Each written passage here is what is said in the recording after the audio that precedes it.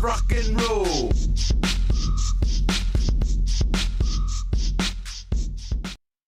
Well, hello and welcome to the Daily Atheist Morning Show. I am your host, the Amazing Super Chris. Thank you for joining me today.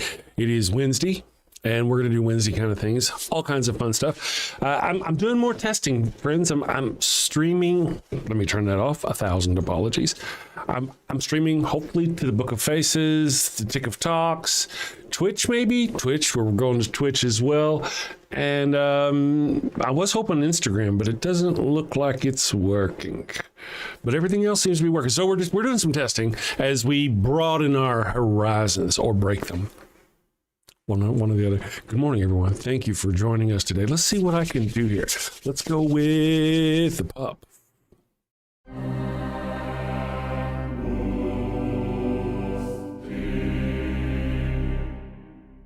Finnegan! Yes, sir. Very disturbing, I know. Fetch me Father Finnegan.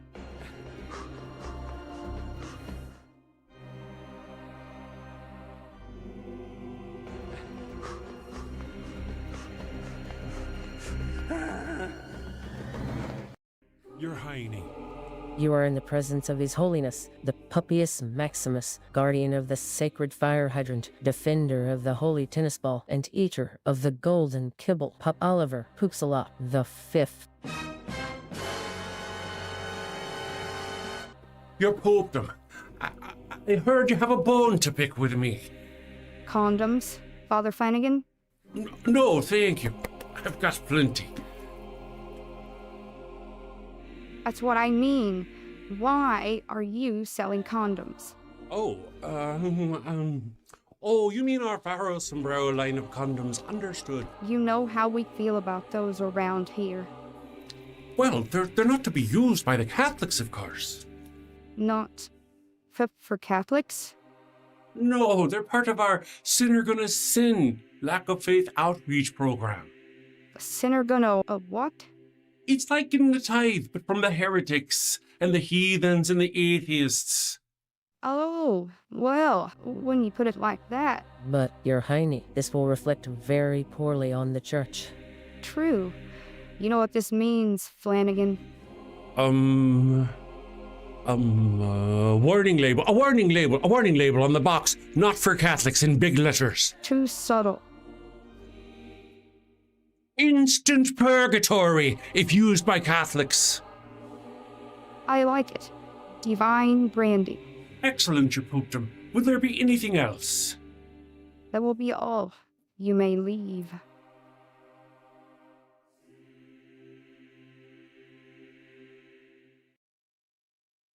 All right, everyone. Good morning. Thank you all for joining us. Guess who I found? I found Ryan. There's Ryan.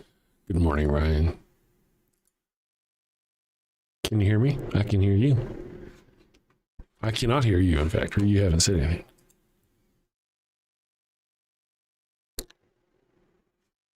It's not me. I don't think it's me. It could be me. Boom, boom. It could be me. Wait a second.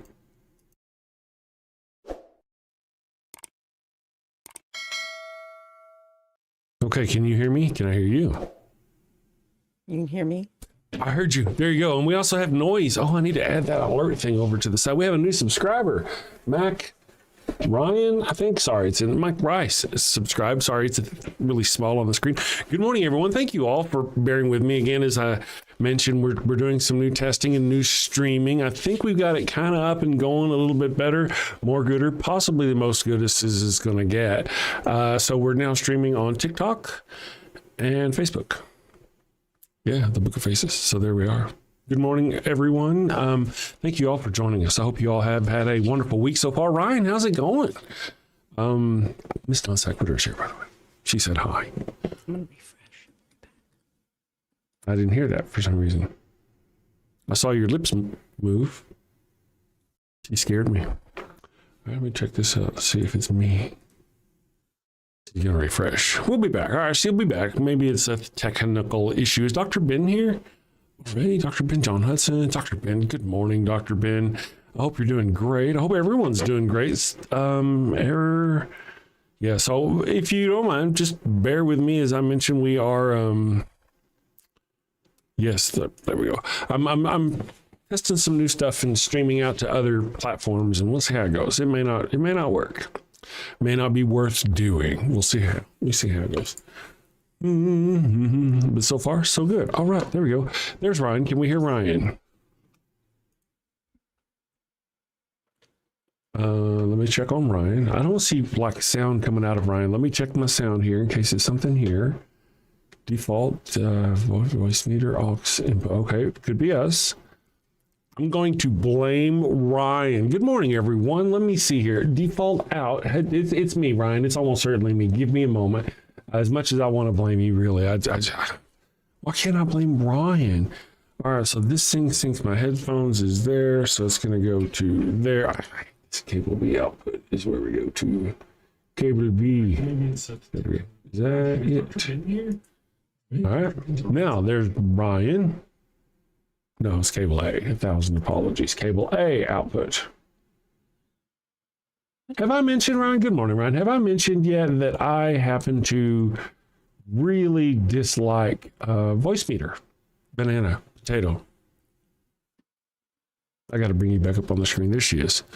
All right. So that's half the battle. Are you still there, Miss Ryan? Okay. So now let me do this one over here. Voice meter out actually should be V2. Sorry guys. I don't know why this here got all. Well, probably because I was testing it. And see, that's kind of the thing. Let me go here. Why for you got to be so hard? V1, V2. There we go. Yeah. Hi, Ryan. I hear you now. Good morning. Let me fix the echo settings. Quick, echo cancellation. Boom. All right, there we go. That did not help. Yay!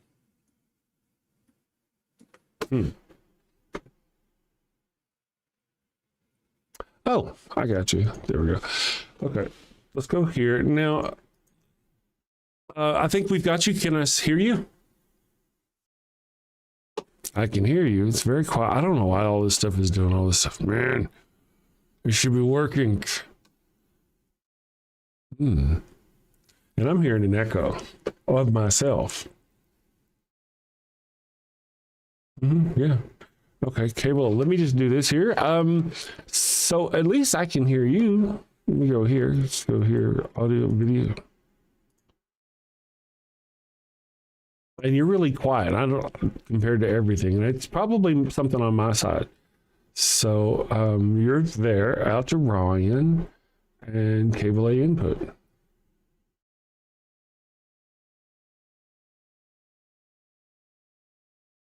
The people out in the chat aren't hearing you at all. Let me refresh this.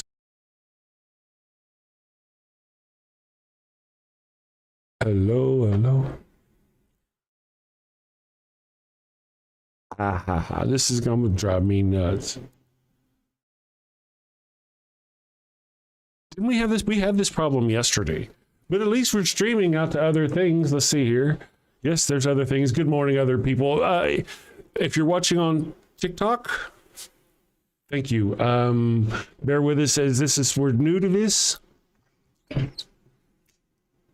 let me see if I can figure out why Miss Ryan. I'm going to refresh this page over here.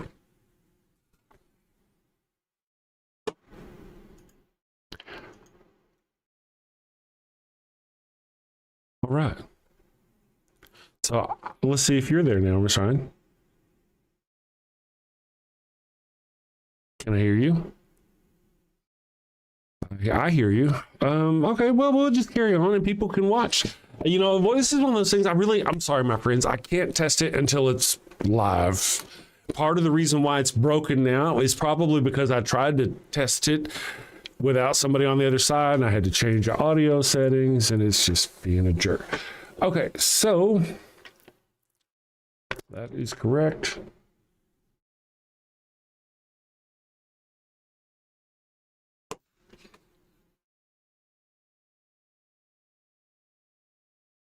Now I hear myself. No, I got you. Specific. What was I saying? Oh, were you going to stream live or put out videos to only a specific group of people, like your subscribers? Yeah. There we go. They should do that because sometimes I feel don't like know I would why like to it go was doing live, that. but Now I let don't me wanna see if do I can hear you. Okay. Can you hear me? better. Do you know? I can't hear you. I can't hear you through the right place. And that's the problem I'm having. Let me go here. Sorry, I can't change. No, not there. And I would let you talk and just let you talk, but they can't hear you. So, and you know, otherwise, I can hear you though. Why can't I hear you? Because you're coming out of the wrong. Well, they can hear you now. Say words. Say words. Should I say words? What? Oh, Bree, what if I was trolling? Wouldn't that be so rude? It would If be I was very just- rude.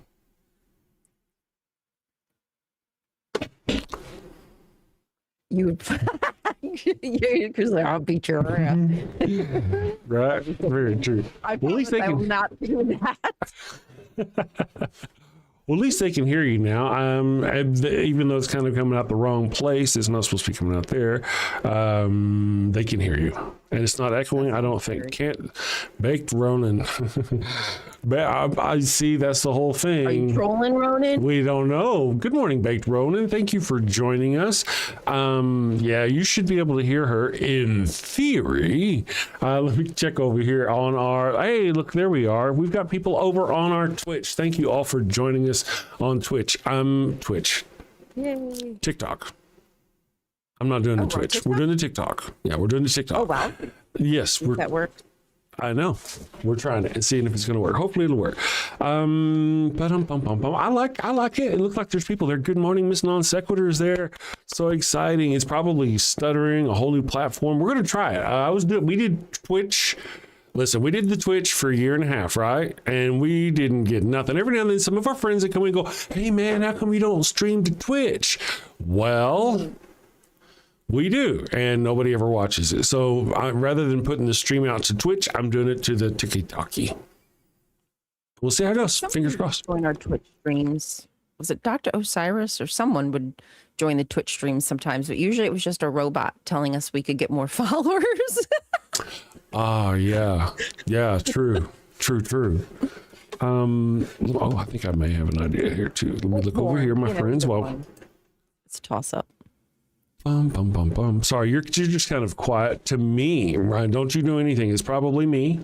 I really got to say once again, I can't not say it as much as I would enjoy blaming you. I can't blame you. Okay, that's in the right spot. Cool. And then, all right, so there we go. Now, let me check in our chat. Mr. Peabody, good. Says both videos are lagging. That's kind of the thing. I think what I may do is I may go ahead and just drop, because we've been doing the Facebook thing for a while. I've streamed to Facebook there, and it really hasn't helped us either. So I might go ahead and let's just turn off the Facebook stream and see if that doesn't allow the system to get up, to a good number. We'll see. YouTube being whack. Give it a minute, my friends, and we will see if hopefully it'll pick up. Now the only thing we're doing extra is TikTok, so it should be good. We'll see how it goes. Garland Garrett, good morning. It seems TikTok has been having a lot of problems. That's possible. We're also new to this. This is the first time my system. I've got a pretty beastie computer, so I don't think it's my computer. Might be my internet's a little slow. Collapsalism threw some coin at us.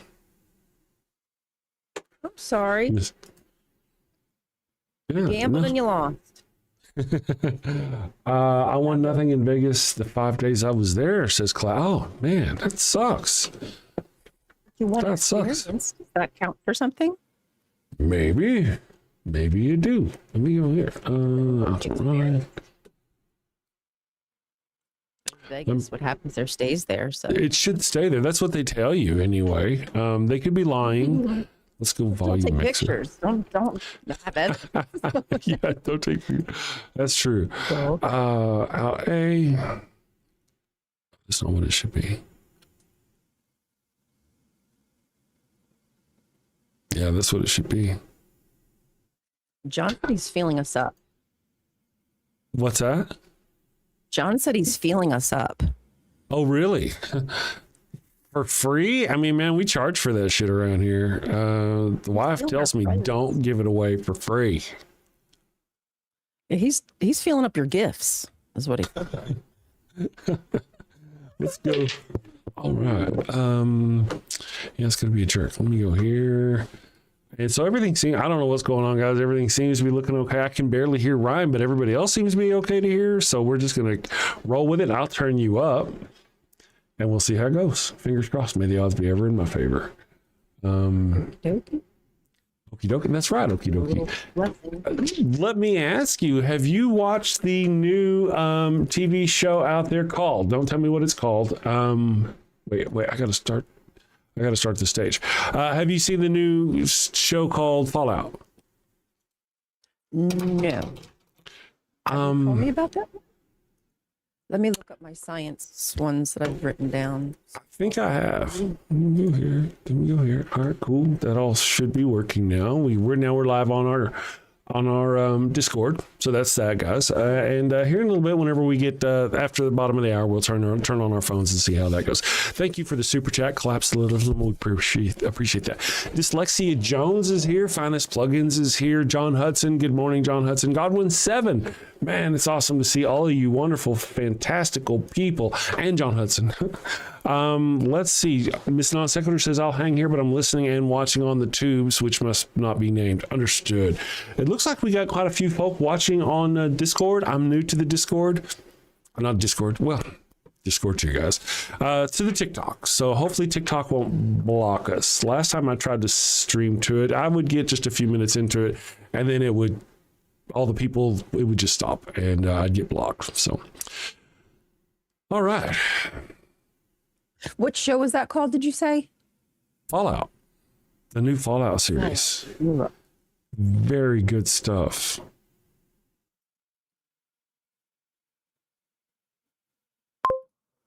Hello. Yeah, Fallout. It's got the ghoul. I did write it down. Okay, I wrote out the Fallout series. Okay. So I just need to, it's on my list. I just have to, Gotcha. You know what we did start watching though? We started watching Resident Alien. Oh, really? Okay. What are your thoughts on Resident Alien? I really like it. I Good. think it's funny. It is. So far anyway. You'll probably get to the point where you'll hear the son of a bitch. And I've heard it. Okay, yeah. He doesn't really do it enough, to be truthful. He because after they do it a couple times, they don't really, they really should land on that. I'm just saying. Yeah, anyway. like make that like one of his things that he kind of says or something. Mm-hmm. Yes, absolutely. He said something about his penis. What did he say? Oh man, he said something, and I was just dying. I just said that was like the funniest literal way to explain what he explained. I just don't remember what it was, but he did say something. And then like he's describing his wife and what she did to him sexually, and he's explaining it to Asa. Is that her name? Yeah, Asta. Asta. I think it's Asta. Yeah. Explaining to Asta in the crevasse or whatever they had fallen into. Crevasse. What his wife had done, and he's just like, oh, and she put her bits on my face, or so she tried to smother me. Yeah. There we go. Sorry. My noise. Sorry for the noise, guys. Sorry.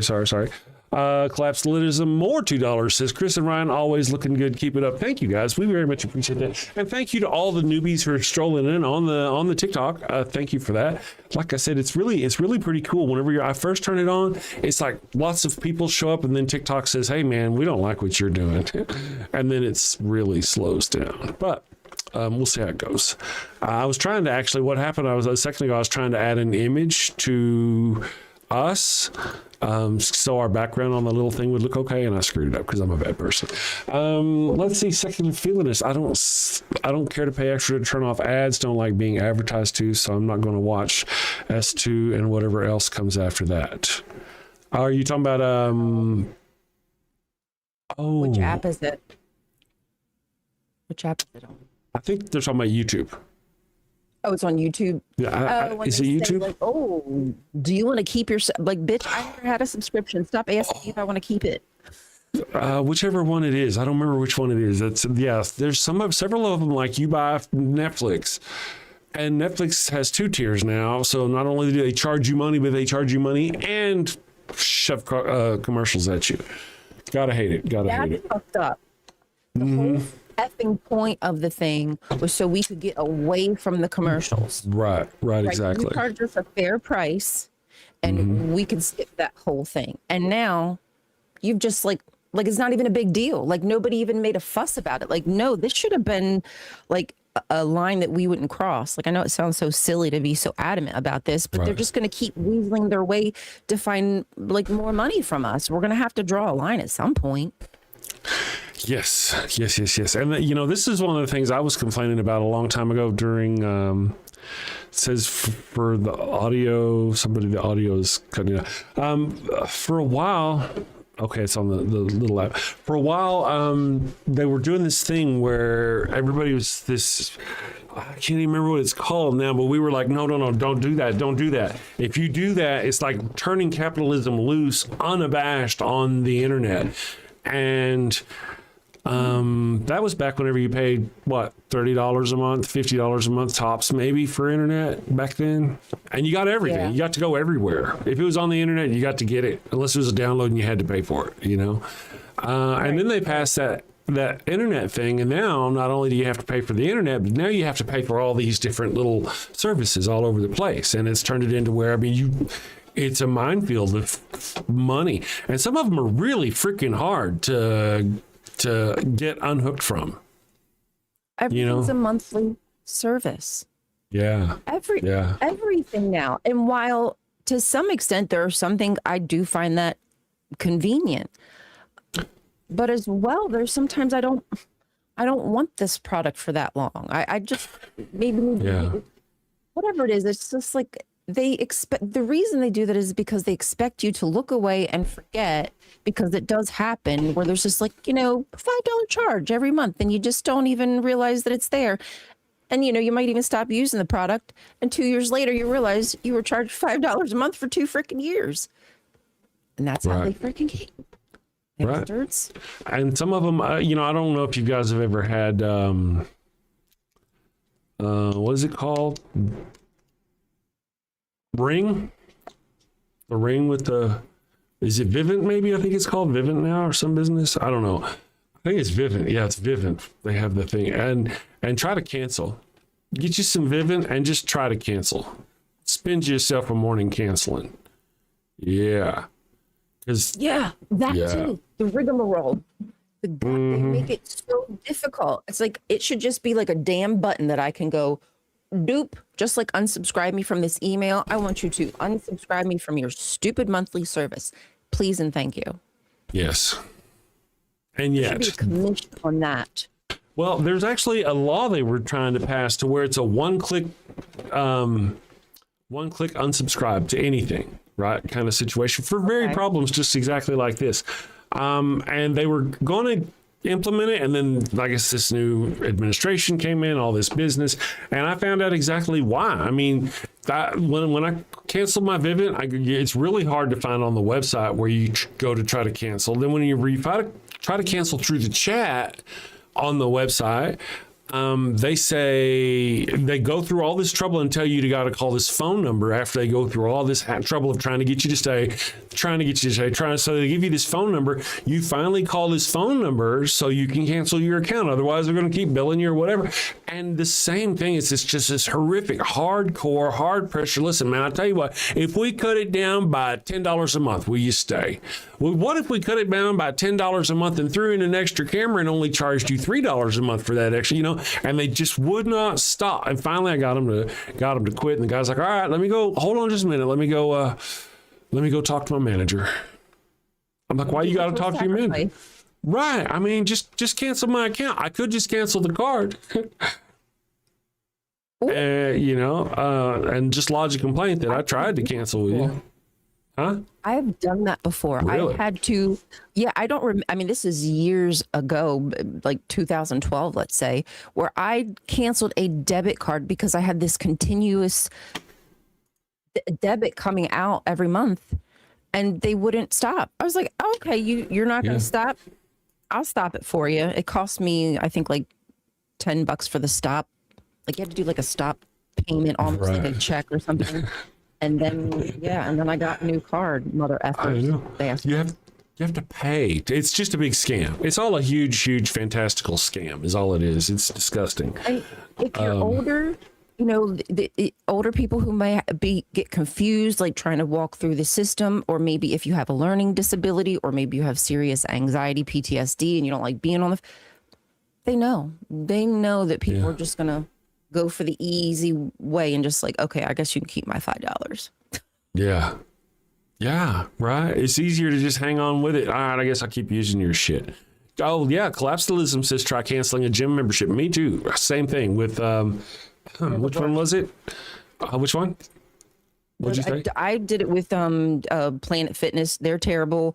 LA Horrific. Fitness, they're terrible. Same. There's a Yep. few of them I've had to cancel, and they're just like, you got to come in and you have to sign a paper and you have to talk to a manager. I bet you I have to do what now? You It do? actually might have been a gym membership is the why I had to. Actually, I think it was a gym membership is the reason why I had to cancel my debit card. Right. Oh, was it? Oh, yeah, because they make it so ridiculous. Predatory. That's a good way of putting it. It is Predatory. Man, I tell you, Look, yeah. I don't want to work out here anymore. Okay, it's too far away. I moved, or it's a different job. Whatever my reasoning is, it's none of your business. Right. Yeah, to make me justify it, and then just the constant browbeating, you know. Just, and those kind of jobs suck too. You know, this is what you're going to be doing all day. Oh man, I got to do that. That's some people are down for that. Some people are down for it. It's like That's what they sales, do. maybe like if you don't mind sales, you don't mind hearing no, you don't maybe even care necessarily what people are saying. You just need to find the way to get them to say yes, because some people are driven like that, and they're Right. fine. And you can almost tell them in life, those kind of people. No offense, but like the sleazy car salesman. Yeah. It's on like I knew one, and I knew he was one, and then when I found out he was one, it was like I just knew it. I just knew the way he was Yeah. talking to people that he was sleazy and he was shisty. Yeah. You just instantly see it. I want to say thank you real quick to Collapsalism. Oh, no, it's not Collapsalism. This time it's Garland Garrett. Thank you, Garland Garrett, very much. Thank you for joining us. First of all, welcome to the damnation, fellow burner. And for the 5 gift memberships, very much appreciate you. Thank you. Are they must be on the vertical. Yeah, they're on the horizontal. I see it on the horizontal. Oh, it's on the I must be on the wrong one. Whatever. I can't happen. But thank you. Thank you so much. Yeah, I'll get all this business figured out as we go forward. Who knows? Because I didn't look at which one I clicked. I just clicked the so that way I can chat. You know what I mean? Gotcha. Yeah. Actually, I've started putting the whenever you click in the beginning, the very first word's always going to be vertical, so you'll know which one's which. Okay, then I'm in the horizontal. Okay, yeah. Then for some reason, maybe you're just not seeing it. For some, who knows? The thing is being a jerk. But I've got a lot of things going on, so we'll see what happens. Let me say hi to some new folk. Lurky Lay is here. Lurky Laley. Lurker Laley. That's pretty cool. Oh no, they're not here. It's a gift membership shop, guys. But I did see some new people here. So let me go over here. First of all, Garland. Thank you, Garland. And of course, Rational Poet Jackie's here, stalking us as ever. Sir Lancelot Cockblocker. Oh. Okay. The name does grab the attention. It's like we will be watching. Sir Lancelot says, or at least put the commercials at the beginning. Don't interrupt the show. Well, here's the deal. Thank you for joining us. It's kind of the reason why I do one at the beginning of the show is just kind of like you used to see. They do an introduction, then they do a little commercial and lets everybody get their ducks in a row, and then they come back on the thing. And that's kind of why I do it. And then we do one about every half hour, so we can take a break and go get coffee and do the things real quick. But we try to keep it entertaining. And it's actually, in fact, it is time for us to go do that voodoo that we do somewhere else right now. So what should we do? TikTok, I don't know if TikTok's going to like any of my commercials. I really do believe TikTok has either stopped streaming me or it stopped shilling me out. One or the other. I don't know. It's how it is. We'll find out later. It doesn't matter. Yeah. I'm sorry. I just really And especially since I haven't been on it since Larry Ellison took over, but I guarantee it's probably such trash. That doesn't mean we shouldn't try there because there's still good people there. It's just the habit. So down. Yeah, just down with it. Let's do should we do the Pharaoh's Curse? What's it gonna do? Let's do our new foreskin restoration kits. Here we go. Were you circumcised at birth? Or did you change your faith for a woman and now she's gone? Or did your sister's lockjaw flare up at the worst possible time? Guilty as charged. Well, fear not, my wayward child. Introducing Father Flanagan's line of at-home foreskin restoration kits. It won't cost you an arm and a leg, just an eyelid. Testimonials are already coming in. Mike from Dallas, Texas writes, ever since I got my penis caught in the blender, I haven't felt like a real man, but now I'm back and intact. Thank you, Father Flanagan. Steve from Florida says, I didn't really want my foreskin back, but my wife insisted. We did it and, well, you should see the look on her face. King Kelly writes, wow, getting my foreskin back literally doubled my length.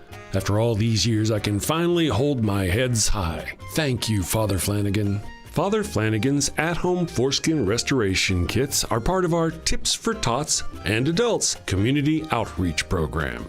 Free eye patch and eye mister with each purchase. You can tell just by the look on his face whether he's packing or he's lacking.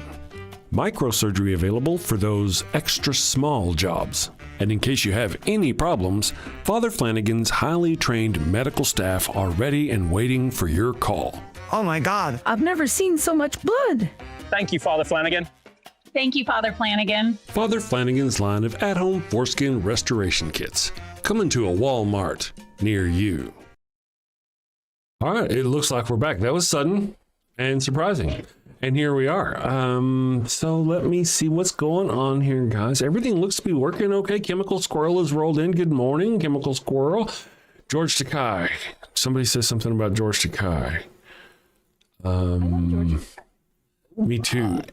That's all I saw. Oh my. Hey, you did that better than I do. You're showing off. Probably because I literally heard it every day, 20 times a day when I used to listen to Howard Stern. Yeah. We have like those funny like sound effects, and that was one of them that they'd play. So it's just the thing with me and we would all say it from here. Gotcha. You know, I really appreciate. Good morning, Wodenson. I really appreciate George Takei. I dig it. I think he's awesome. I like the actor. I like Voyager. You remember Voyager? I really enjoy Voyager. Voyager's fantastical. I dig it. The actor on Voyager who plays, what's his name? Shit. I can't think of the character name or the actor's name. What the hell is wrong with Ensign Kim? Ensign Kim. Okay. Wang. His name is Wang. Well, he also does stand-up comedy. He's a stand-up comedian.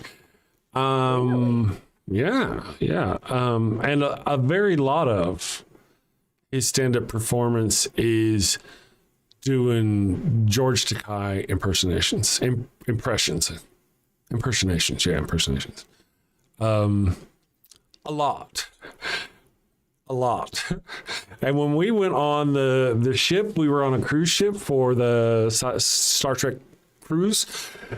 I was like, if he does this George Takei one more time, I'm going to it's just a lot. I mean, hey, I get it. Yes. If you're watching, It was hilarious the first 100 times. Exactly correct. That's true.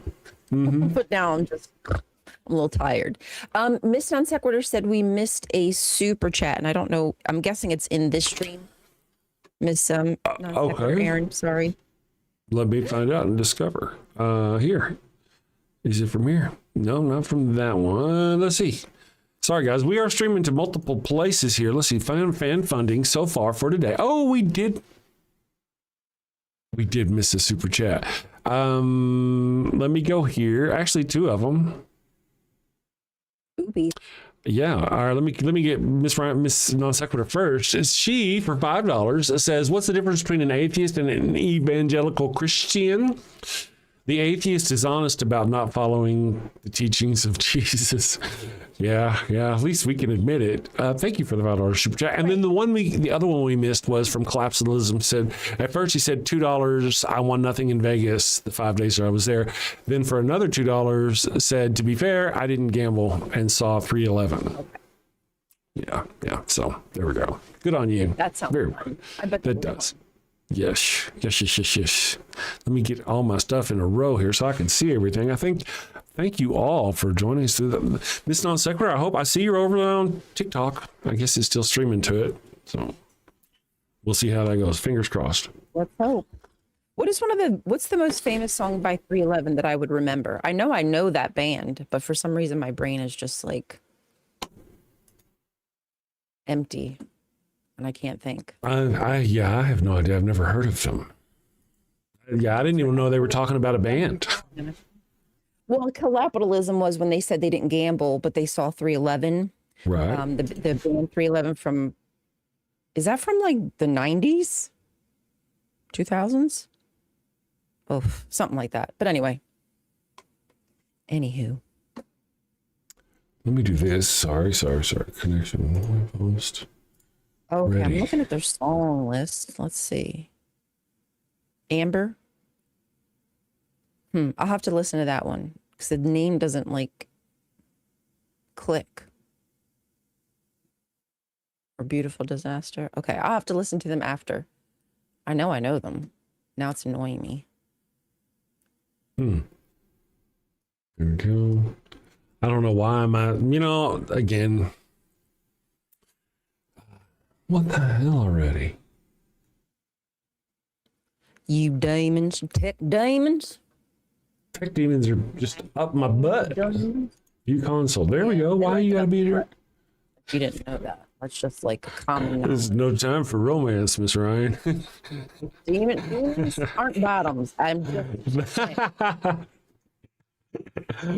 Okay, gotcha. All right, let me go They like to here. subjugate. You have been subjugated officially. They too if they're doing it. You're a bad person. You're going to hell. That's probably not why.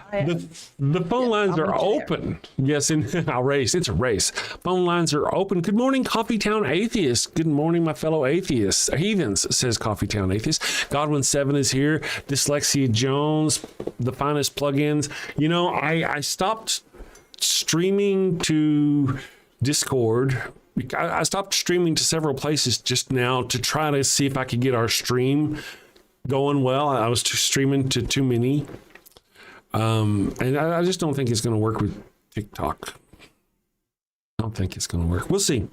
I think what I'm going to do now, though, is I'm going to turn TikTok off. There we go. And just do the vertical to YouTube and then I'll just turn back on the thing and that way we can have our callers if people want to listen and watch on Discord, because I really want to build our Discord thing. Our peoples over there are cool. So let's go start. I know you have such a lively group, and there's a good amount of people in there. They are. All right, so let me start our Discord over there. I'll get our stage started. And again, we're taking calls, so if you want to call the phone number, it is 276 damn show. Is that right? It is 276 damn show. Don't listen to me, friends. Let's see. Damn show, and I will get our Discord up. Notify everyone, start stage. Thank you, everybody over on Discord. Apologies for taking off. So it looks like we can hear the Discord. Discord's hearing us. Okay. So that's half the battle right there. Awesome. Oh, Chris George is here. Good morning, Chris George. I hope your copy paste button is working. Convert these atheists. That's kind of what the topic of the show is. We've never really actually got to the point of speaking about it, but the topic of today's show is, hey, can you convert an atheist? What could you tell me? Are you going to try to tell me, or Ryan? Ryan, are they going to convert you? I'm going to let them try here on the show. Yeah, you're very convertible. I'm a convertible kind of person. There you go. Malleable. Tough. What's that? I said I like to take my top down. But yes, malleable, flexible. Yes. In all those wonderful ways. Exactly. No, God made me to be shaped and formed. Isn't that not what he says, you know? Yes, that's right. Enslaved. Yes, and the female form is indeed a wonderful form. We've got speaking of, we've got Havsa here. Good morning, Bree. Wodenson is here. I'm trying to catch up. I've been so distracted by all the other stuff going on. Sir Lancelot. Okay, you guys are going on about that. Wodenson, John Hudson. Amber is the color of her energy. Okay. That might be the song by 311, maybe. Maybe. And then of Kiwi Banana. Kiwi Banana says they're watching Voyager now. Yeah. Mm-hmm. Garrett Wang. That's the name of his Ensign Kim. Yes, Garrett Wang. I'm sorry, man. If you're watching, dude, 1,000 apologies. Yeah, I forgot your name. Yeah, he's the one who was the ensign on the Voyager for 7 years. 7 years this man was an ensign. I don't know how that should reflect on him. I'm just saying. And is he funny otherwise? Like, how's his comedic timing? Like, does he have the image is everywhere. A gentle shepherd. A beacon. Stop with the noise. Let's not talk about that. I don't want to talk about that. This might ever get a job. Like, goddamn, you don't want to burn the bridges. Right. I mean, Garrett, if you're watching, hilarious. Absolutely hilarious. Oh my. Oh my. Oh my. Oh my. Oh my. There goes my comedic life down the drain. Right. You know, I really don't know. I mean, I guess he could do oh my at a really good opportune time. But otherwise, sorry. Yeah. We're just being our honest atheist. That's true. But hey, you know, I mean, that's good. I got to give him some credit. He's got the stones to get up and do it, and he's been doing it for a very long time. And never. Yeah, and still nobody knows about him, so that means he really does suck, and he still does it. That's persistence right there. I'm kidding. It is so hard to break into that business. It's ridiculous. It is. And I was thinking, just from watching like comedy shows and sometimes the behind the stage scenes and stuff. It would be almost cultish, where it's hard to get in. Like, it's hard to get people to, not the audience, right? The other comedians to like give you the respect that you deserve. Like, it's almost, you've got to earn that. And I'm not saying earning is wrong, but like, if you're funny, that's kind of how I see it. Yeah. Well, one of the things, and I mean, I'm speaking from an outsider who wanted to be, so I did a lot of looking into it, kind of wanted to do the thing. It's a slog. I mean, you think building a YouTube channel is rough. You know, I mean, it is hard going out there and bombing, working, putting in years and years and years to get good. And then, so now you're good. And then this guy, after you've done years in the trenches, and this kid comes up and he hasn't done his time in the trenches, and he wants you to respect him for the comedian he is. So how do you feel about that? Right. True. So it does kind of, yeah, there we go. Let's see if we're working. Is it working now? Oh, you've bombed it at open mic, capitalism says. Really? Gotcha. Wow. I bet it builds character though, man. Possibly. There you go. I think I kind of feel like if you are strong-willed enough to do that at some point it's probably hard to even be embarrassed. Unless you're like a real dick or something, like you do something wrong, but like it just like, okay, I'm used to this. Yeah. I'll get better. You know what I mean? You're either going to get better or you're not. Well, you know, let's be friends and be real here. I want to tell you a super secret. Okay. Many years ago, I love Shakespeare. Everybody knows I love Shakespeare. I've enjoyed Shakespeare since Jean-Luc Picard turned me on to Shakespeare. Whenever I was 16 or so, 15 or 16. However, before that, before Shakespeare, was Robin Williams and stand-up comedy. And part of the reason why I wanted to do Shakespeare, getting up on stage and doing the Shakespeare, is because I was terrified of public speaking. And I thought doing the acting on stage with other people would help me get over my fear. And I would be able to do stand-up comedy. I've never done stand-up comedy outside of that one horrific experience at NanoCon. I still have to watch that yet. Don't do that. Why you gotta be mean? Don't do it. Now I'm going to do it. That's a hateful thing to say. You watch this and stand up. Huh? We're gonna call it stand up. Yeah. You gotta earn that, Chris. That's right. That's right. Nini Baba is here. Good morning. Nini Baba says, hey, I've been playing live music for a long time, bombed out in the beginning. You know, it is one of the things is you just got to get the stones to get up and do it. And I did it with Shakespeare. I've been doing it with Shakespeare. Matter of fact, we haven't talked about it, but I don't know if I told you, but I got a role on Shakespeare. It wasn't, it's not, it's not a huge lead role. It's a mid role. But it's a role. Yeah. And, you know, of course, you know how it is. I'm the guy who does Shakespeare. I play one every 2 years, and it's always Shakespeare. And I think I should be able to roll in, do an audition, do a callback, and be able to rock in a role and act these people who do theater all the time, who do Shakespeare every year. They love all of it. You know, whenever I first got the deal telling me what role I got, I was mix of sad that I didn't get a big, huge role, but I was also going, oh my God, there were so many good people. Remember I told you there was a whole bunch of them there. I was like, oh, there were so many people that were good. People were actually even there. Yeah, so I was very grateful that they let me in. It's super exciting. What part are you going to do? Well, that's the did whole you deal. accept it? I guess I should ask you that. Yes. Did you accept the part? Okay. Yes. There's that. And I can't really tell you yet. And I say I can't tell you yet. I just mean like I can't say it publicly till they tell us we can tell everybody.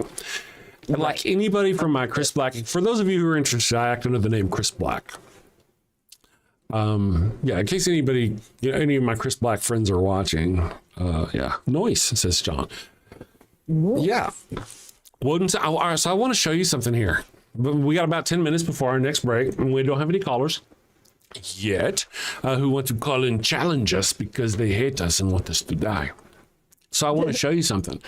I've been threatening to show you this guy, but I'm going to not threaten anymore. I'm going to show it to you thusly. Here we go. Share.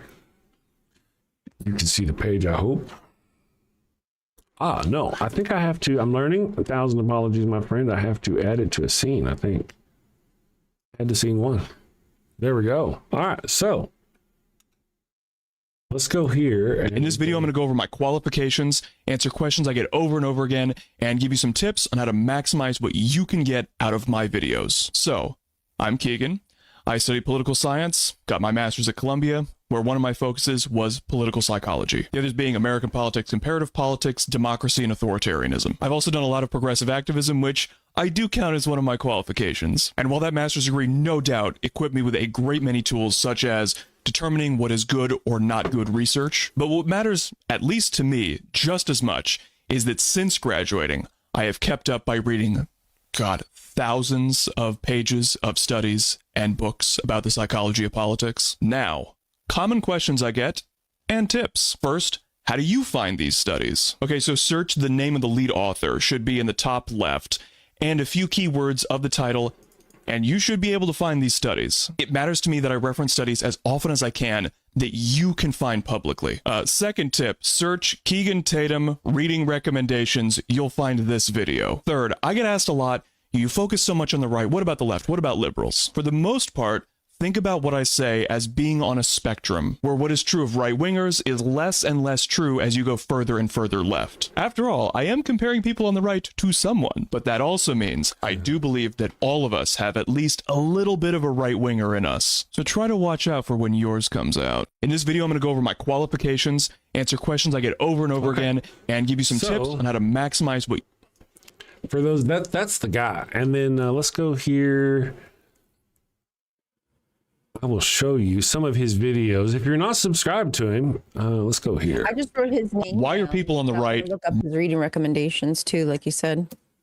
Gotcha. All right. Let's see if you can see this. Let's see this one. Why are right wing submit to authority? More submissive to authority. I'm Keegan, and I talk about the psychology of politics. A lot of conservatives think subconsciously, okay, we're not talking about conscious level thought here. We're on the level of survival instincts here. And their instinct is, if they fall in line with power, if they suck up, if they show that they're willing to defend the existing power structure, that the elites will protect them. Their gut feeling is that that's what will keep them safe. Remember that right-wingers have larger and more active amygdalae and are more sensitive to perceiving threats. In fact, one widely respected theory is that conservative views are a way of justifying the existing inequalities and hierarchies in society to cope with fear and intolerance for uncertainty. It doesn't matter that history shows that no matter how much you try to show you're on the elite side, they'll throw you right in the meat grinder if it makes them richer. Their submission is emotional and is beneath conscious thought.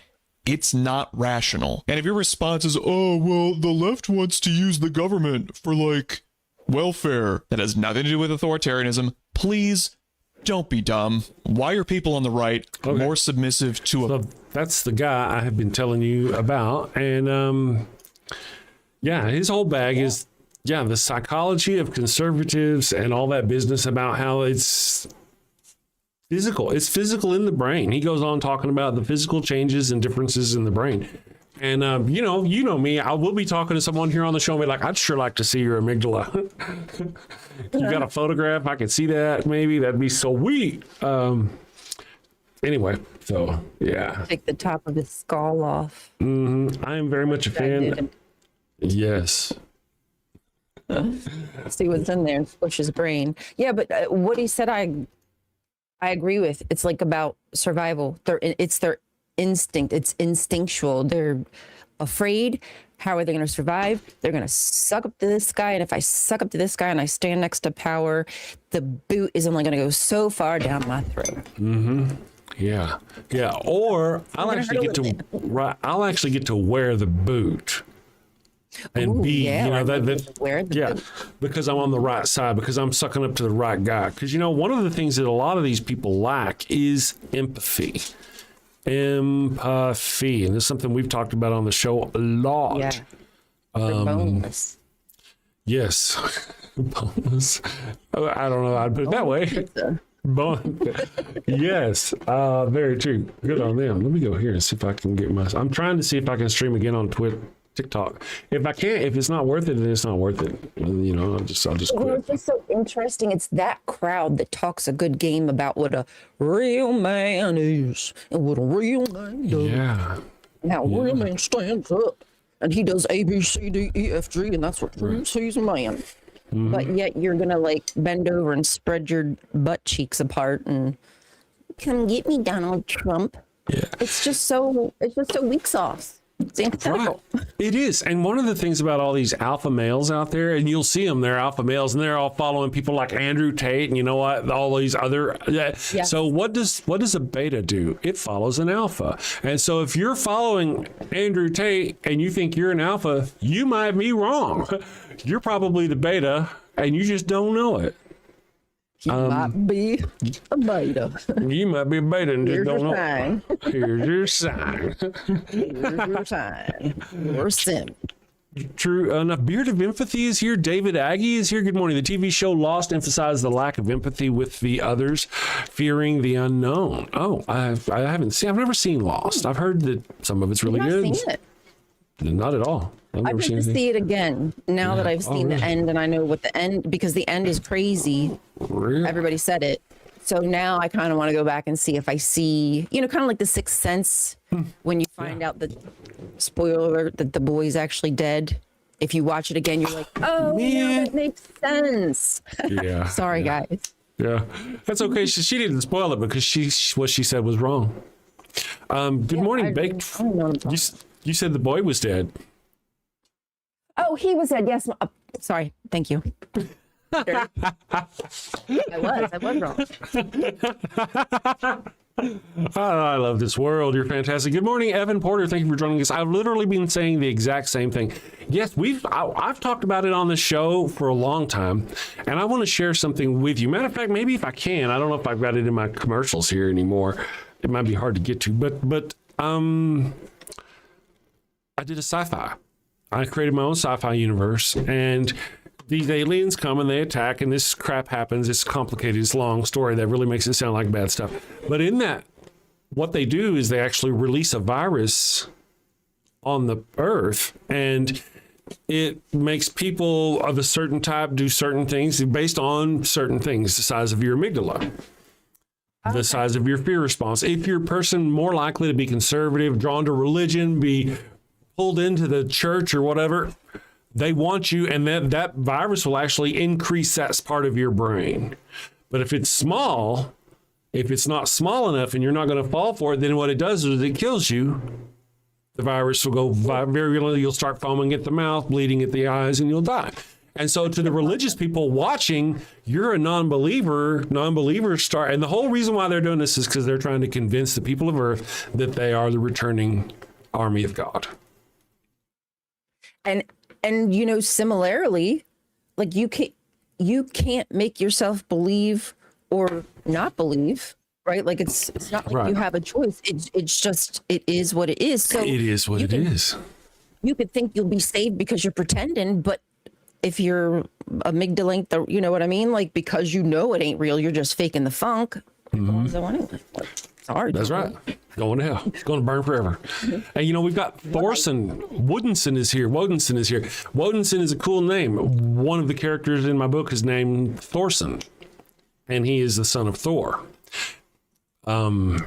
It's complicated as to why he's here in our modern time.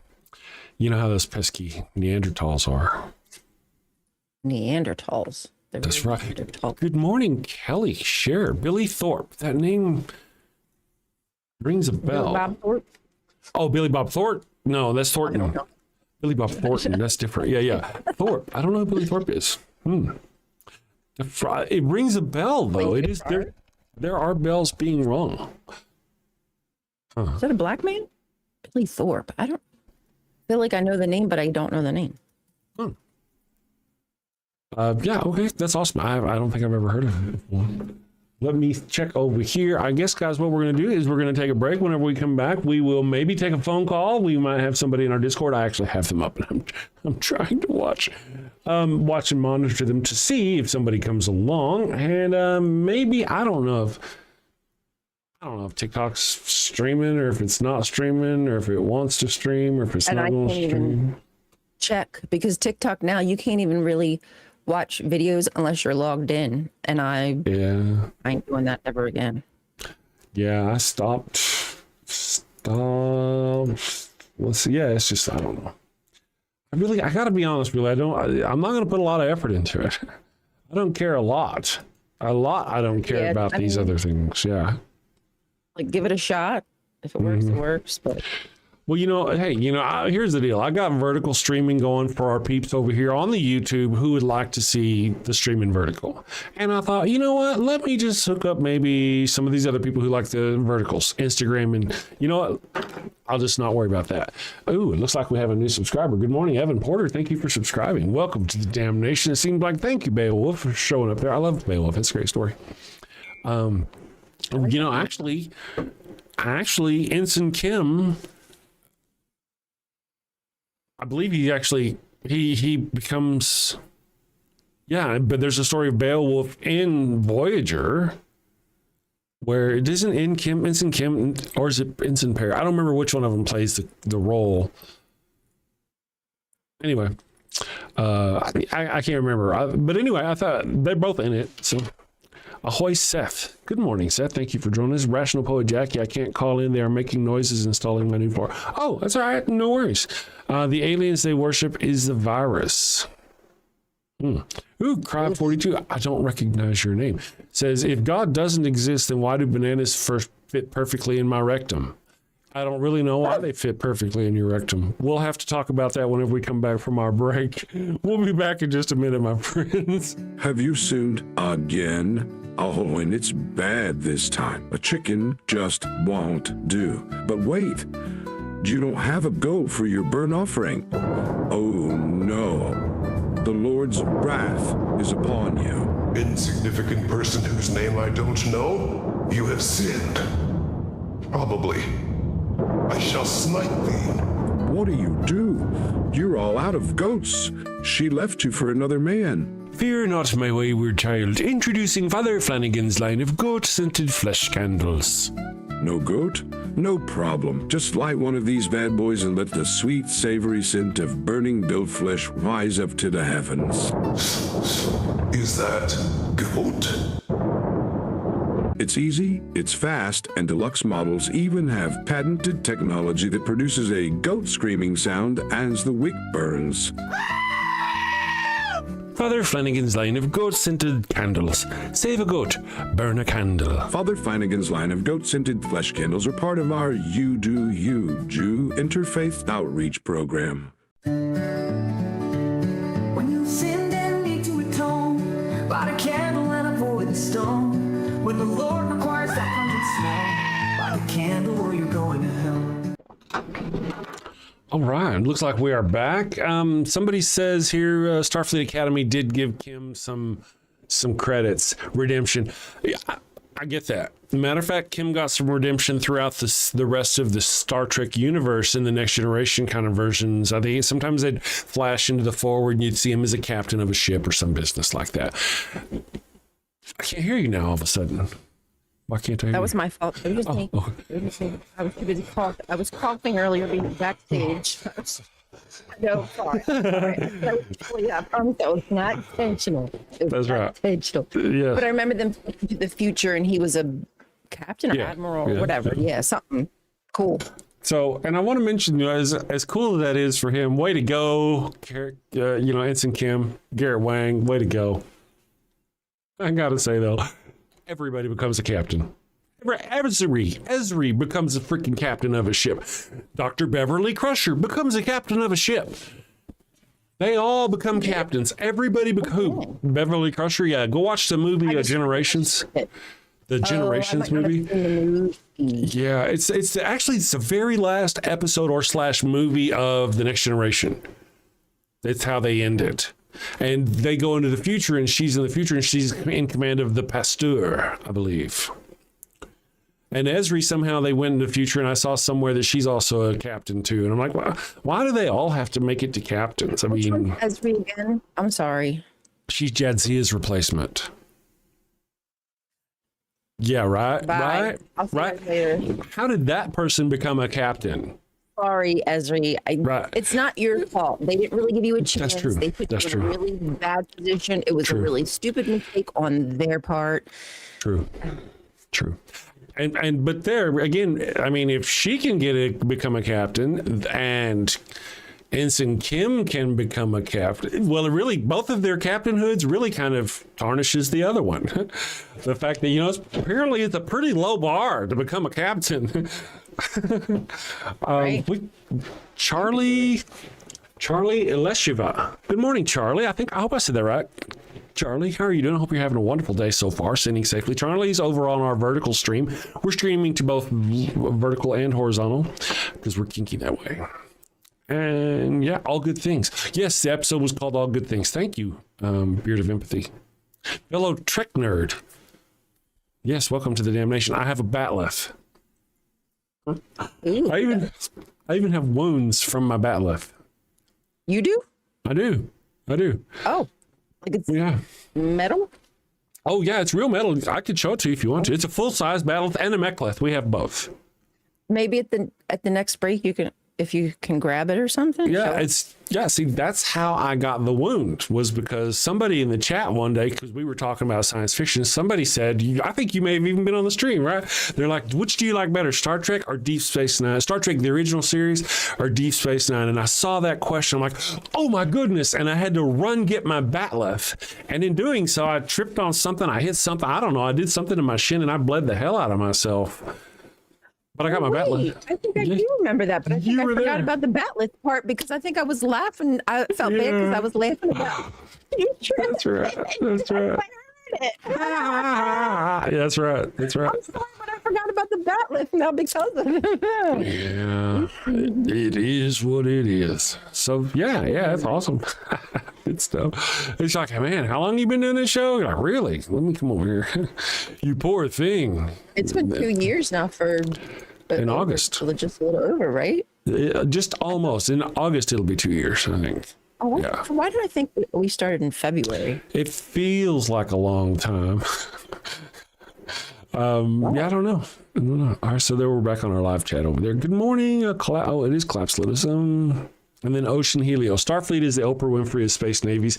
You get a starship, and you get right. I'm out. If you know me, you love me. And if you love me, you know me. And if you know me, you know that I love Star Trek. And so I'm not bashing Star Trek. I'm just kind of, I know what they're doing. They're just trying to be nice to the character in the future. Now, Nog, if you watched Nog, yeah, I could see a Captain Nog. Absolutely, I could see a Captain Nog. Without it. Yes. I mean, he was on his grind. Like once he made up his mind what he was going to do with his life, he just like didn't take no for an answer. Like, obviously he got like maybe downtrodden or whatever, but like he was just about it. And I super respected that. And you can absolutely see him get in that position and it would be well deserved. Well earned. Right. Absolutely. Unlike, again, really like, I could see becoming a captain in rank, maybe like back at the academy and they've got 30,000 captains but to get a ship, that takes something else. And I just don't think that they should be throwing that out there willy-nilly like they sometimes do. Again, I do appreciate why, especially after all the shit that Ensign Kim or Garrett Wang's character has gotten over all the years, because they never gave him a promotion. So I can see why they'd want to give him, if you watch Voyager again, watch the end of it. I think it's season 1. Ensign Kim and Ensign Paris started to get a little chunky.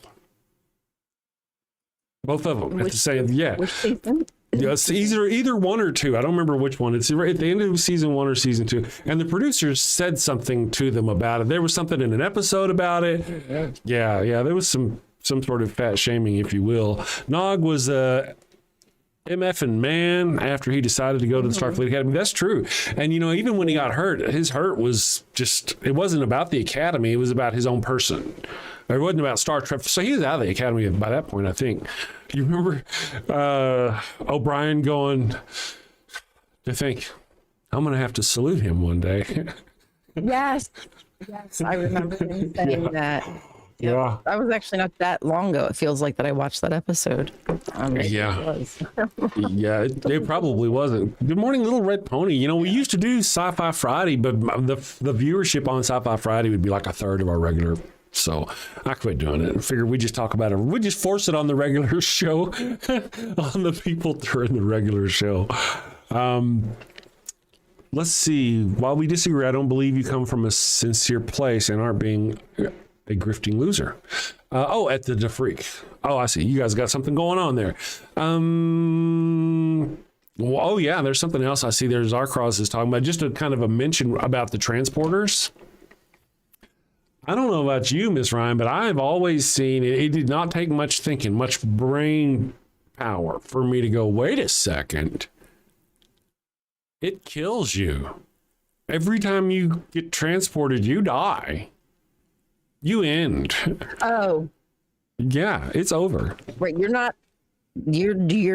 thinking. There's like nothing happening there. Yeah, you're just dead. There's a new you that takes over somewhere else and goes on. Because they created it out of particles but they destroyed you to get there. And that's one of the things that always kind of made me go, oh, wow. Wow. Yeah. I mean, that is really what's happening. And how many times have people died in those transporter accidents? This never happens. Well, Right. this never happens. Oh, and then right. it always happens. Yeah. That's impossible to happen.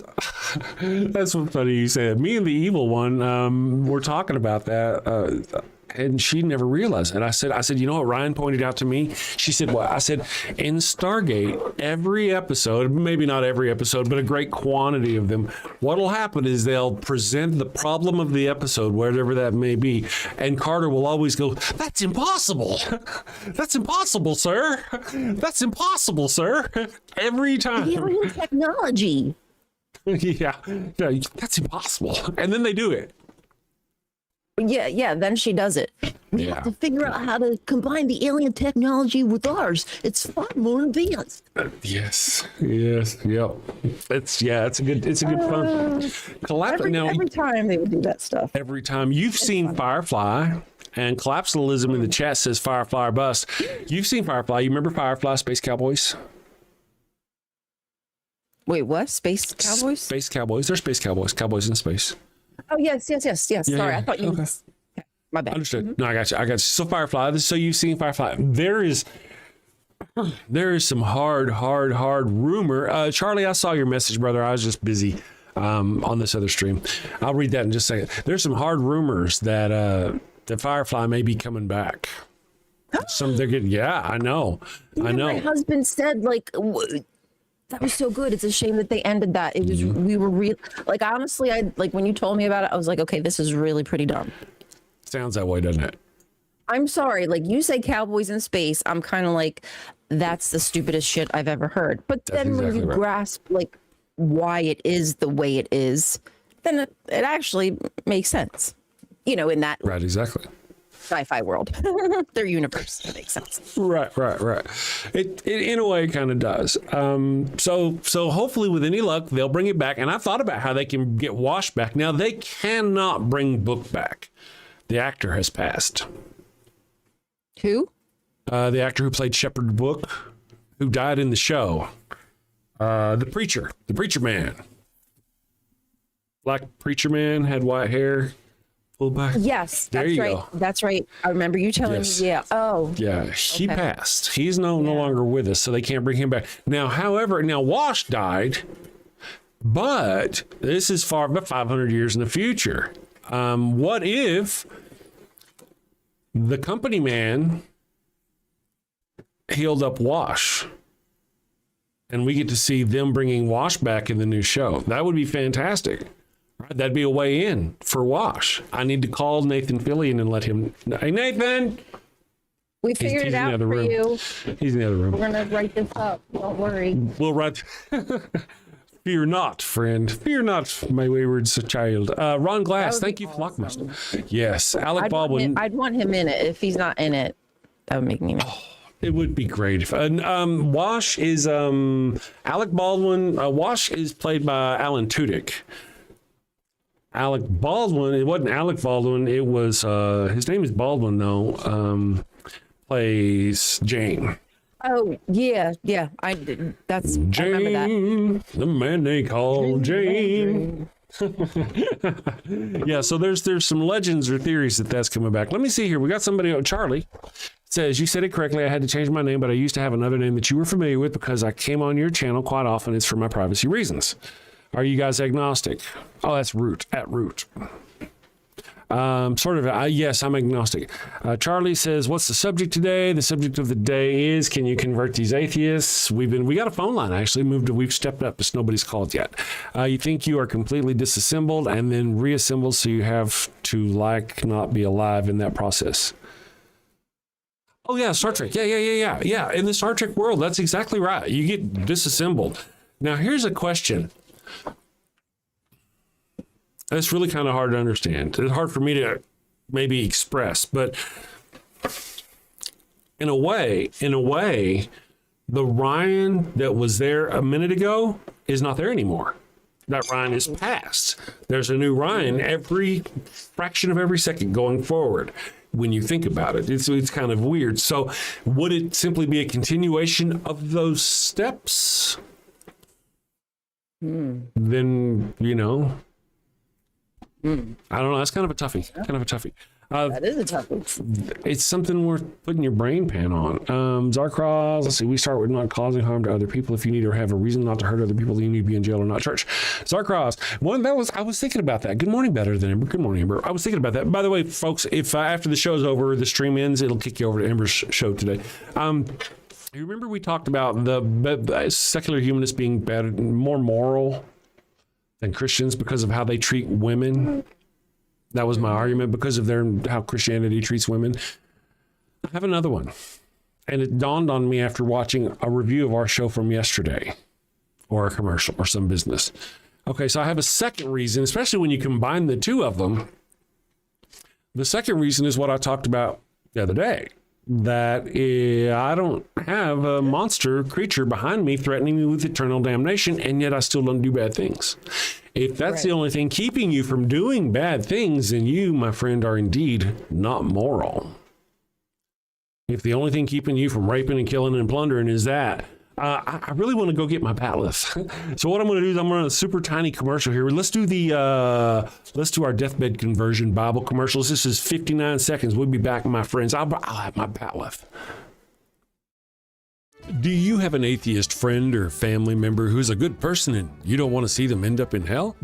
But now they're on their deathbed. Time is running out. They've been there for you, and now you want to be there for them. But how can you save them from your all-loving, forgiving God and its eternal lake of fire? Well, fear not, my wayward child. Introducing Father Flanagan's line of atheist deathbed conversion Bibles. No more worries of loved ones meeting their resolution without absolution. Now you too can force your faith on the weak and helpless in their final moments. Father Flanagan's line of atheist deathbed conversion Bibles are designed specifically for the weak and infirmed. Extra large type for failing eyes seeing their last. Deluxe editions come complete with a post-mortem Mother Teresa would have approved baptismal kit. Also available in heathen and heretic versions. Father Flanagan's line of atheist deathbed conversion Bibles. Coming to a Walmart near you.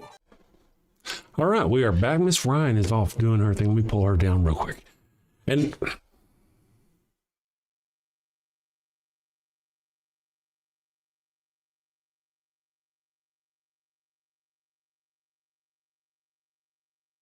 there we go. Aha. Okay, got it. My system has been going. That's my mechlith. So we have a mechlith. Yes. And it's good for, slicing and dicing and cutting and hacking. You can hack with it and you can slash with it. And then after you're done hacking and slashing, you can like slaughter and murder and all that business with it. It's really fun for the whole family. The kids can get into. Oh, there she is. Let me bring her back up. Add to scene. Well, there you are. So here's our mechlith. I was telling everybody how you can hash and slack with it. Oh, that's right. Yeah. This is the mechlith. Ooh, I look cool. It look like I know what I'm doing by doing it this way. Yeah. Yeah. I'd be afraid of that if I saw you coming at me with it. Yes. I'm afraid of it when I'm using it. And then we've got the bat lift. This is the whole thing. This is the entire left of bat. It's really good for jabbing and poking and stabby, and then slashy. That's what this is really good for. That's for those in the ranges of age 9 to 17. Gotta get them while they're young. Oh my goodness gracious. Yeah. So that's what I know. You could really use that for some self-defense. That's right. I'd be grabbing that thing if somebody broke in. That's what I tell the evil one. If anybody brings into our house, I'm running for the bat lift. I mean, yeah. And then I'll probably get shot and die. Bat lift will stop the bullet. But at least I'll be holding a bat lift when I die. No, you're gonna hit the bullet and deflect it the path of it. Oh, that's good thinking. I like your thinking. Your thinking is good. That's what the mechlith is for. That's what Worf would do. Yes. What would Worf do? Yeah. Wow, that's a good one. Wow. WWWD. Awesome sauce. My chat has stopped here, and I'm frustrated with it because I can see the other chat. I see people are still talking over here, but my chat that I view in the middle is being a jerk. So let me just. Oh, that scared me, and I ain't scared of nothing.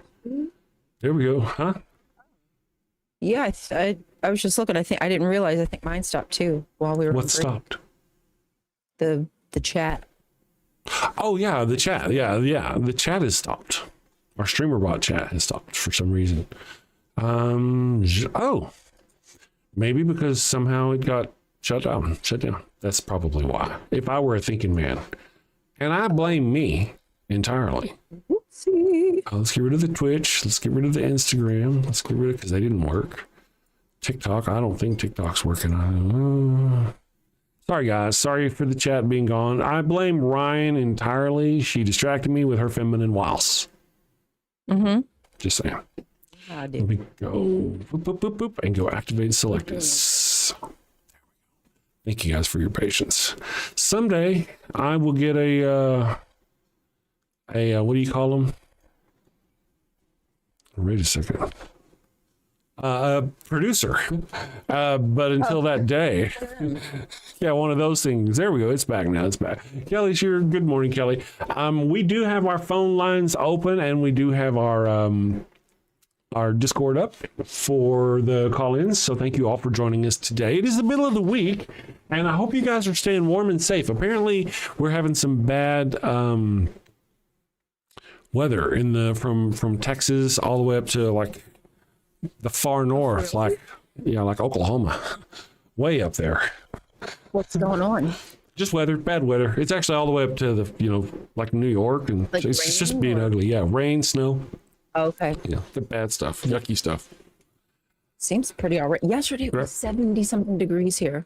Wow, I just saw a little thing on the internet saying this is where it is, like Texas going that way, away from us.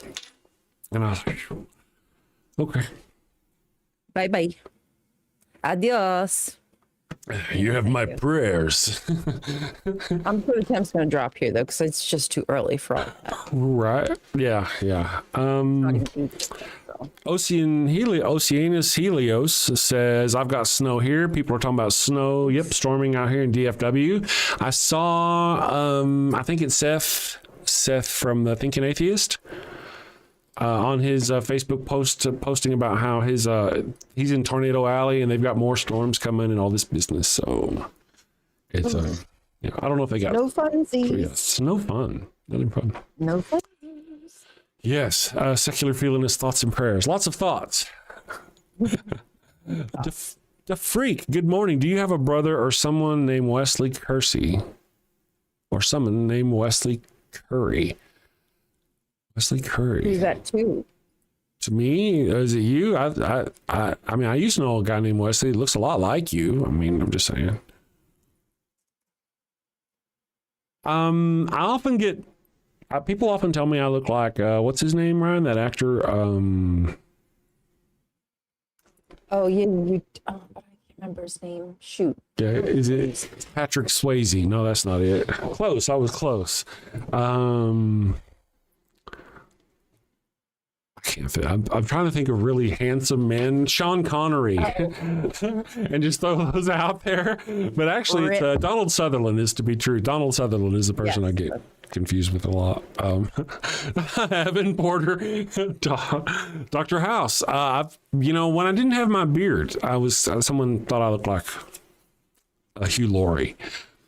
Donald Sutherland, yeah, I do kind of resemble Donald. Yeah, I am an actor, so if they ever decide to do a Donald Sutherland bio, I could play fucking Donald Sutherland. They'd probably just AI the shit out of that nowadays. Just saying. Evan, he called it. Yeah, you did. Good one, Evan. Good one. Let's see here. I saw Beam Me Up Bob is here. Good morning, Beam Me Up Bob. Thank you for I'm not showing the bat lift again. I hope you saw it when it was out. I'll bring it out though. I mean, trust me, Beam Me Up Bob. If you want to see it, I'll show you my bat lift. Have you seen my bat lift? You ain't never seen a bat lift like this one. Actually, this is just kind of the same. This is if you, and I hate to, I don't mean to put it down, right? This is not the Batleth of Kalis.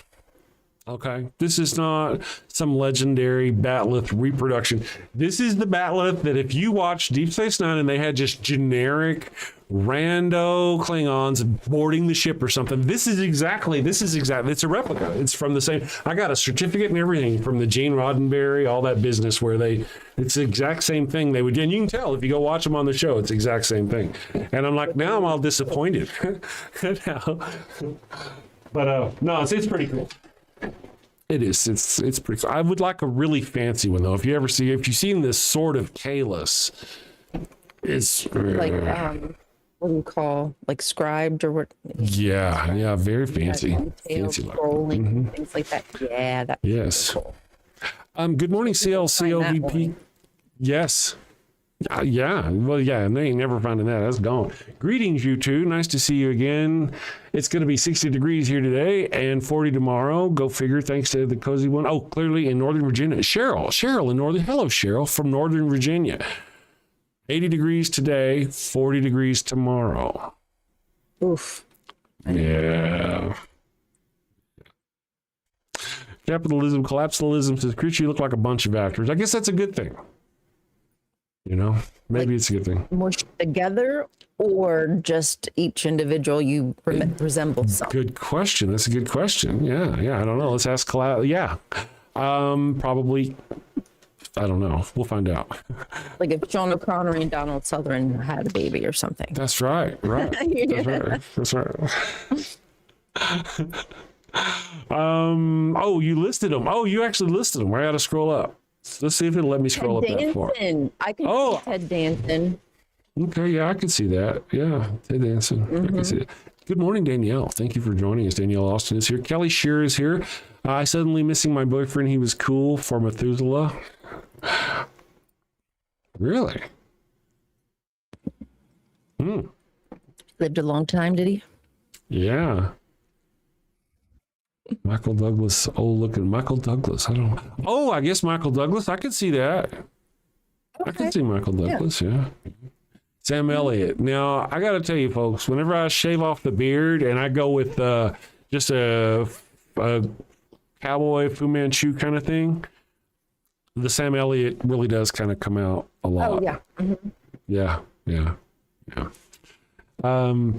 John Hudson says, not to mention, somebody said, I missed it. Oh, Sam Elliott is so manly you get pregnant from a kiss. You know, speaking of that, we got John Hudson here who was a quad testicular person, and he would just be standing in line next to women and they'd get pregnant. It's crazy how that happened. Yeah. Just like that. Sam Elliott, though, yeah, that'd be a good one. He's getting up there. Sam Elliott is. I wonder how old he is. Sam Elliott. Yes.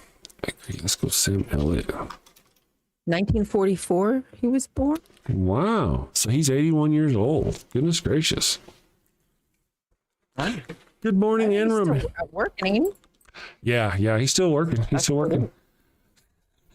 Sir Lancelot Cockblocker says, "Hey, baby, you want to see my batleth?" Yes, indeed. Yeah. I don't know if Kelly might have got to see it. I got a batleth and a mechlith and all those cool things. So for any time, me, it's date night for me and the wife. When is?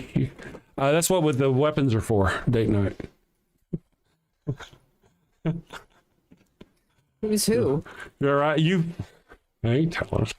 We don't judge here. Right? No, I'm not going to yuck your yum, Chris. Just trust me, though. We do clean them off really well. Okay, sanitize and everything? Yes, very much so.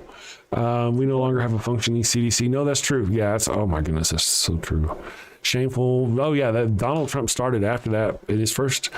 Yeah, that's crazy. You know what? It's time for us to take a quick break.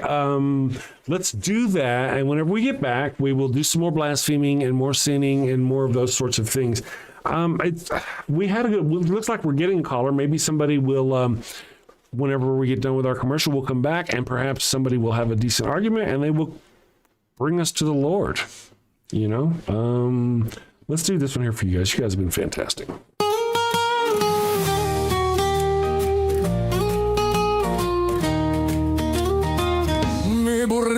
burrito está no bueno.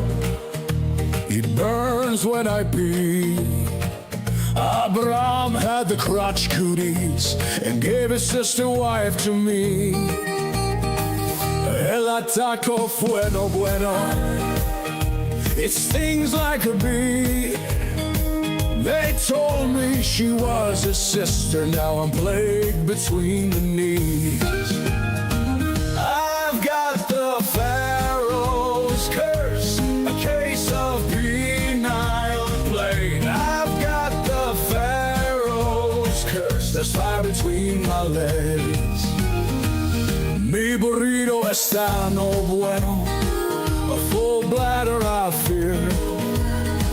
Abraham's lies and Sarai's touch have left me itching front to rear. Mi burrito está no bueno, it burns when I pee. Abraham had the crotch cooties and gave his sister wife to me.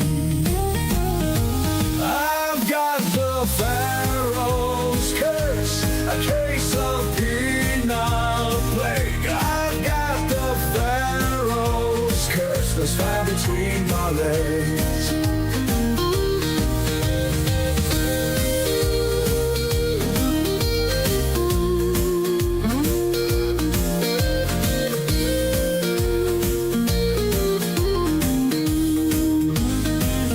Mi burrito está no bueno, a full bladder I fear. Abraham's lies and Sarai's touch have left me itching front to rear. Mi burrito está no bueno, it burns when I pee. Abraham had the crotch cooties and gave his sister wife to me. I've got the Pharaoh's curse, a case of penile plague. I've got the Pharaoh's curse, there's fire between my legs. I've got the Pharaoh's curse, a case of penile plague. I've got the Pharaoh's curse, there's fire between my legs.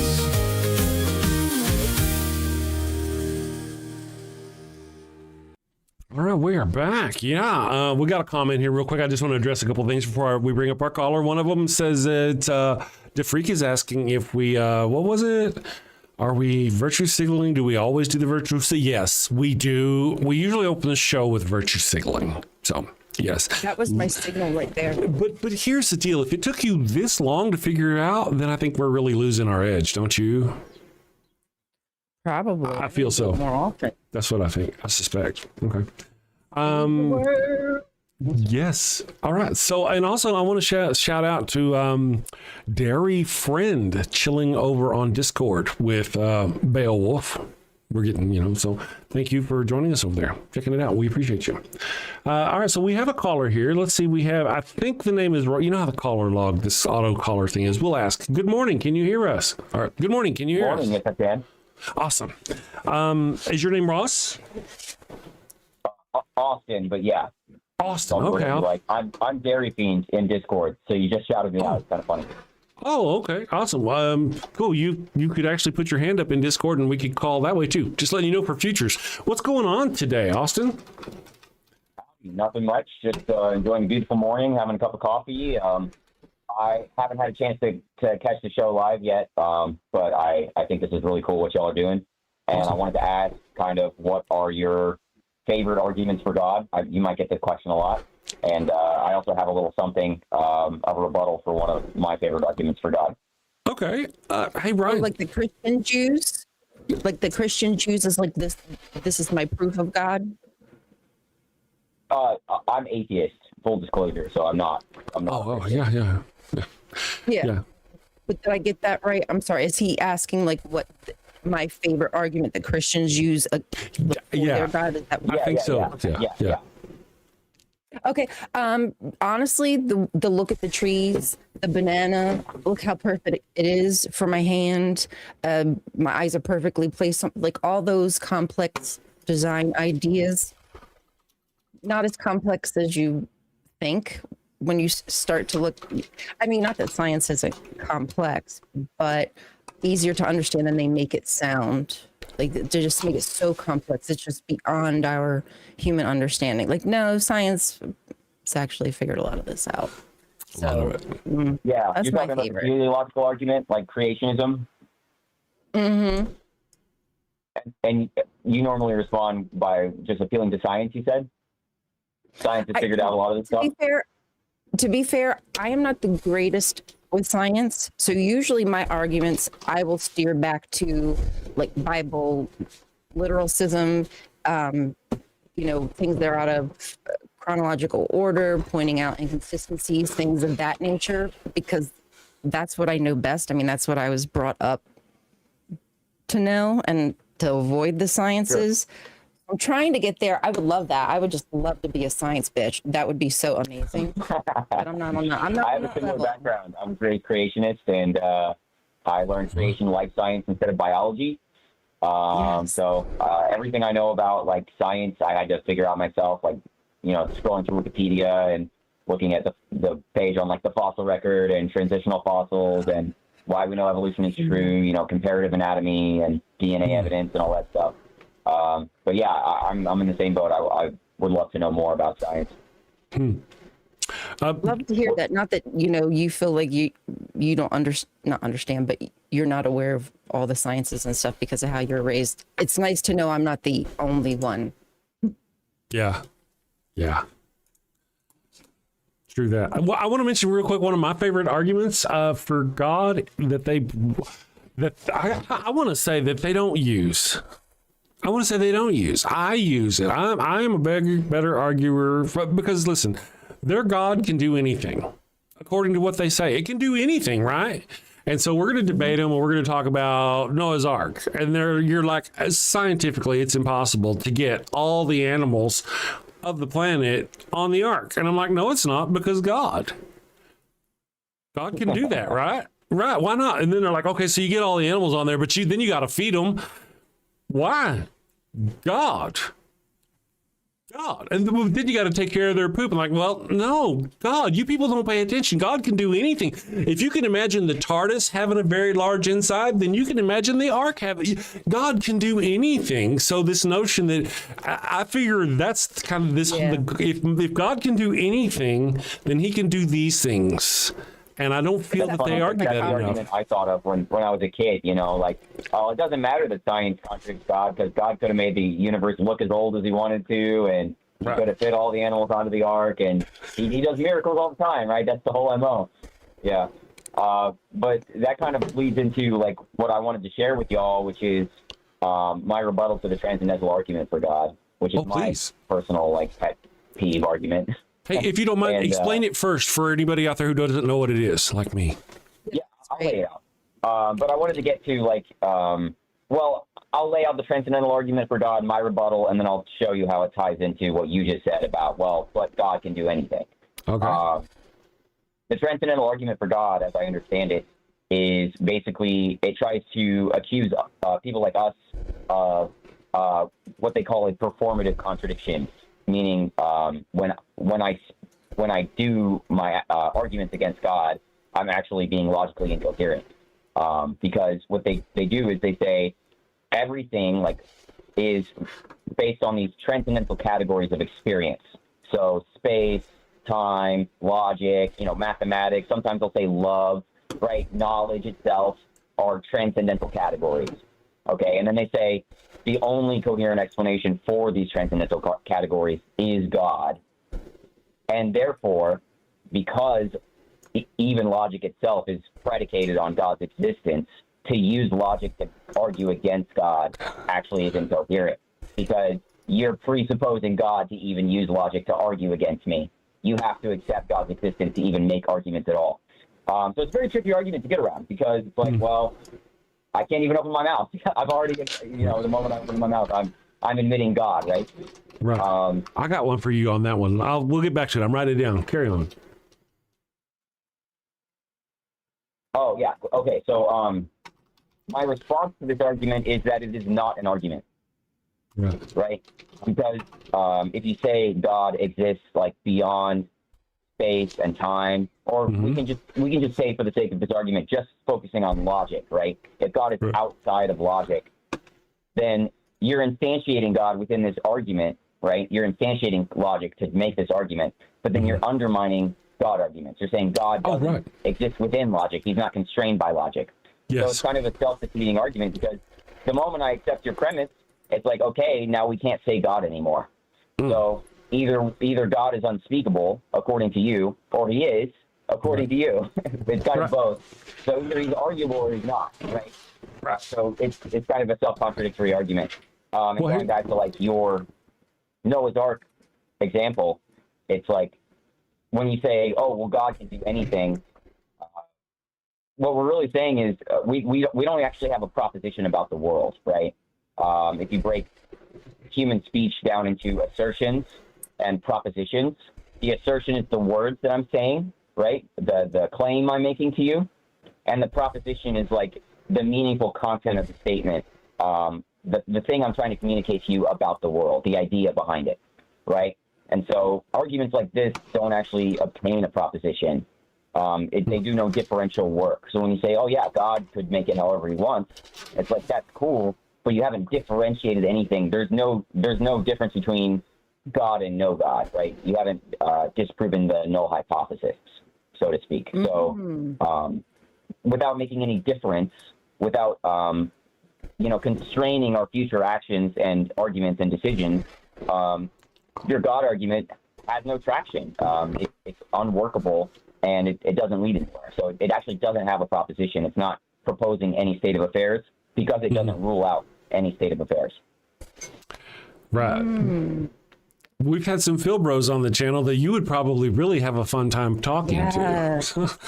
Absolutely.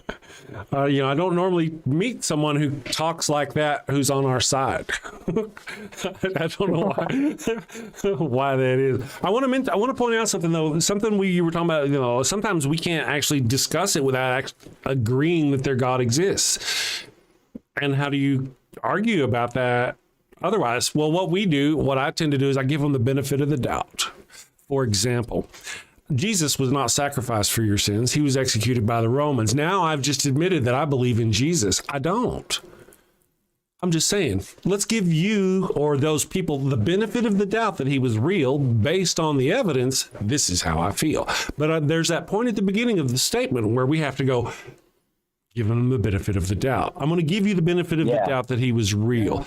And that's usually how I come at it, because otherwise, like you said, we sit here all the time and we admit, and people have actually tried to hit us on that. And they're like, well, if you say that, then you obviously believe in God. I'm like, no, we're just giving you the benefit of the doubt. Trying to get on your level so I can, and the transcendental argument is trying to get around that, right? They're trying to sidestep that and I guess go one level up and say, before we can even talk about knowledge claims and evidence and stuff like that, we have to already presuppose God in order to even have this conversation. Right. So even though we can, you can say everything about like evidence and, we can talk about the historical accounts of Jesus and what evidence there is, but all of that presupposes God, right? They're putting God prior to everything in the discussion.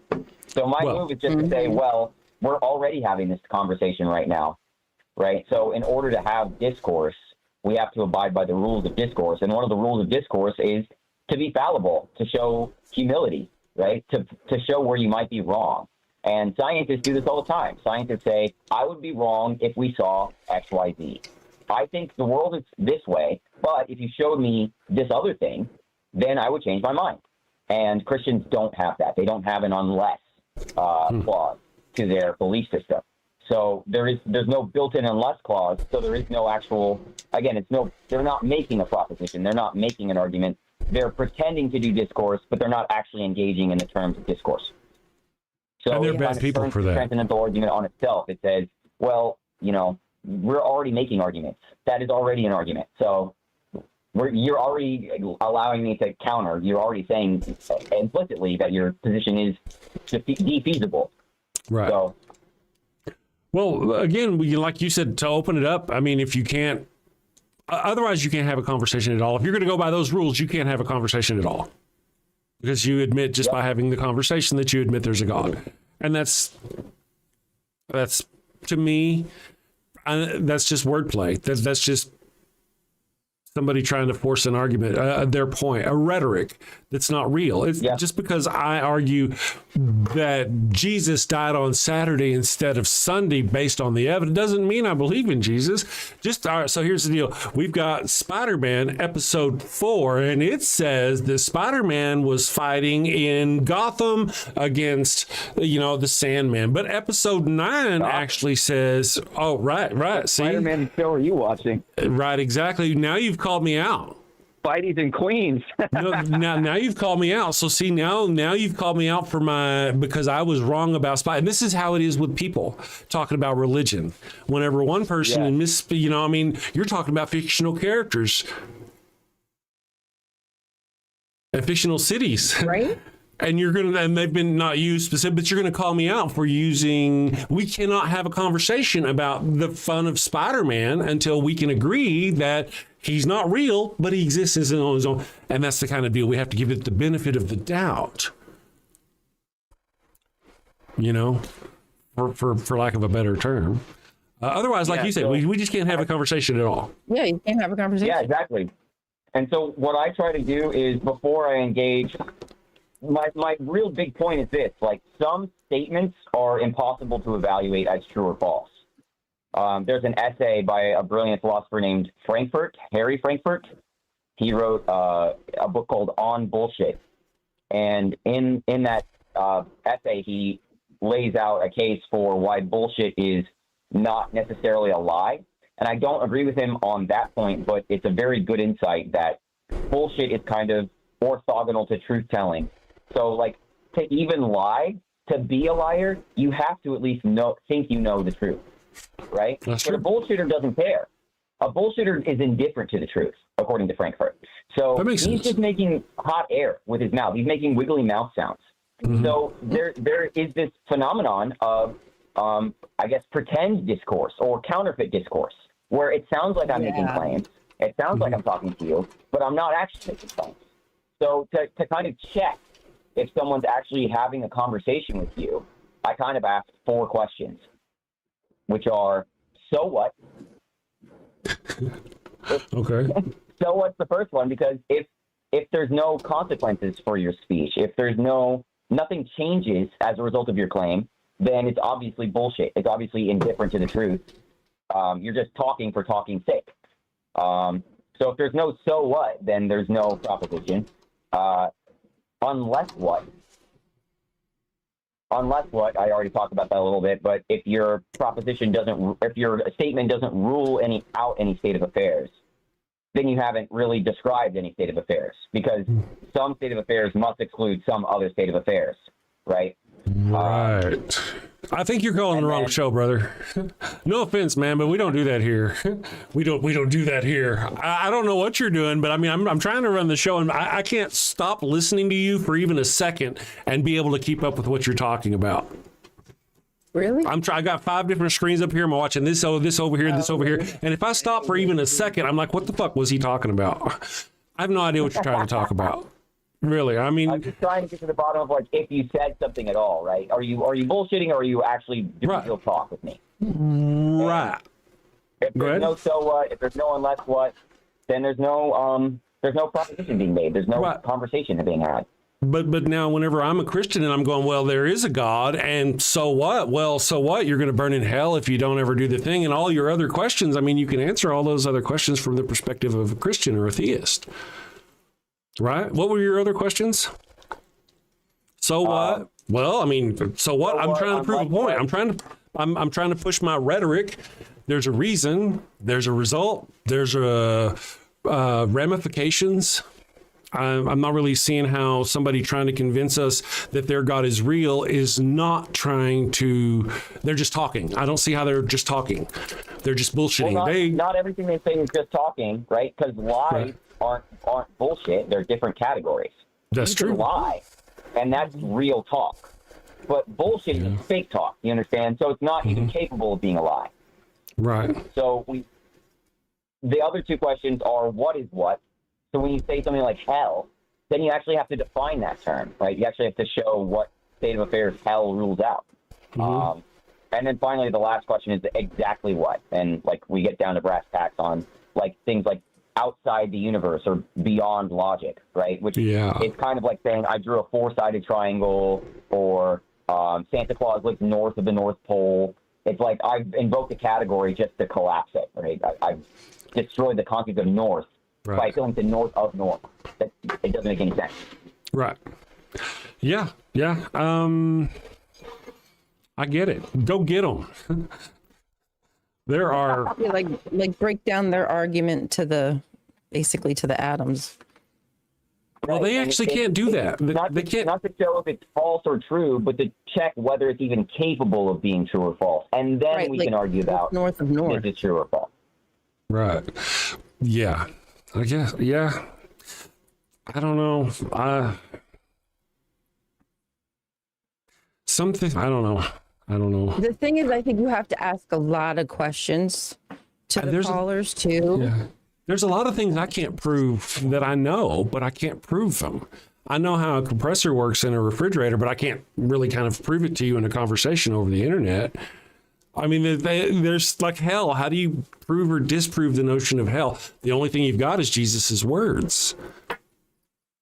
Really? Right? So that's the only evidence you have. Then you have to presume Jesus was telling the truth. I'm also kind of a non-cognitivist, right? So like concepts like hell, heaven, God, they don't actually like mean anything when you try and dig into them. Like every time someone tries to define a term like God, it abstracts into more terms and more jargon that doesn't make any sense, and you have to tease that apart. So you can nip a lot of that in the bud with so what and unless what, and then if they actually give you something to work with, then you can check what is what and exactly what. Right. Well. Checklist. I guess that's good. No, I appreciate that you're on our side. We have people calling all the time, and they're like, but if this and this and this and logically this and this and this, I'm like, well, what about that? And they're like, well, you didn't actually answer my question. I'm like, well, I didn't fucking understand your question because you went on forever about yourself. And I don't know what the fuck you're talking about, to be honest. No offense to you. But I'm just glad that in this case, you're on our side. Because I'm looking at the chat. I'm like, Dade Murphy's here. Dade Murphy's here. Hi, Dade Murphy. Oh, wait. What the fuck was this guy talking about? He was talking about something about my assertions to the left. And on the number 9, if it's green, you can't. I don't know what he was talking about. I appreciate you. I'm talking about the transcendental conditions of this conversation right now. If we're having a conversation, we making real talk. Are we? Or are we just babbling? And who determines whether we're actually presenting rhetoric or if we're just babbling? Or if we know the difference between the lie. That's the whole thing. I really like that whole bullshitting, because you're right. You're so right. Bullshitters don't care if it's true or a lie. Liars are lying. They know it's a lie. They're going to tell a lie. A bullshitter will tell you the truth and just don't care. Yeah, that's cool. I've never really put the difference between the two. I dig that. Yeah, and like you said, when it comes to like how does a compressor work, like you can't prove that to me, right? But you can at least show good faith by saying, well, this is how I think a compressor works, and it works like X, Y, Z, unless there's something else going on, right? Therefore, we should see compressors behave in this way, or we should see some kind of consequence of a compressor. And then I can you've given me a thing I can go check, right? Now I can go check the unless clause.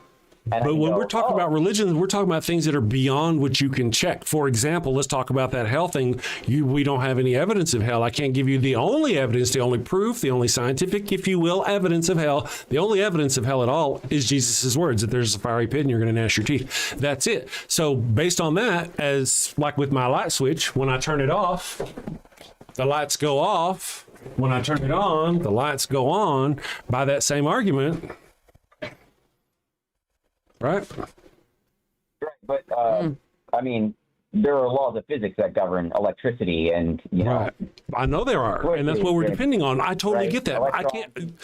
I just can't prove that electricity works. I can't prove how it works. I can just show you that it does work. We're talking over the internet right now. We're using electricity, right? I so agree. But hell doesn't admit to cheaters, right? So when you say hell is like equivalent to the light switch, I guess I don't track that. Well, no.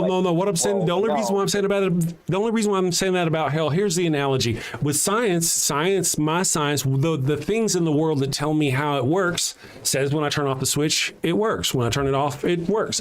Whatever. With the only science we have with hell is what Jesus said. Jesus said it's there. Therefore, based on that, and since it's something above our plane and we can't look at, thusly it must be there. But there are ways we can look at it, right? I mean, there are electricians are everywhere. No, we can look at electricity. True, I'm all about that. We just can't look at hell because it's in another plane, and the only evidence we have of hell is what we get in the Bible. Right, but when you say another plane, like that doesn't mean anything. It really doesn't. I totally agree with you. It's that same plane in which heaven exists, in which it's like if you watch Babylon 5, it's hyperspace. If you watch, it's subspace. It could be anything outside the universe. Science fiction has all kinds. No, I'm not arguing for God, right? Really, I'm not doing that.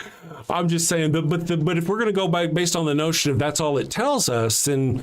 Because that's their argument. Our entire conversation between me and that theist is about whether or not that place above exists or not. And if we're not going to give them the presumption that it does, that's the same thing as us presuming there's a God. Right. If you're going to say, wait, all of your conversation, right. So we can just start with the rules of this conversation, right? We don't have to talk about the nature of reality and all of that. Like I don't have to know all of that. I just have to know I'm having a conversation with you right now.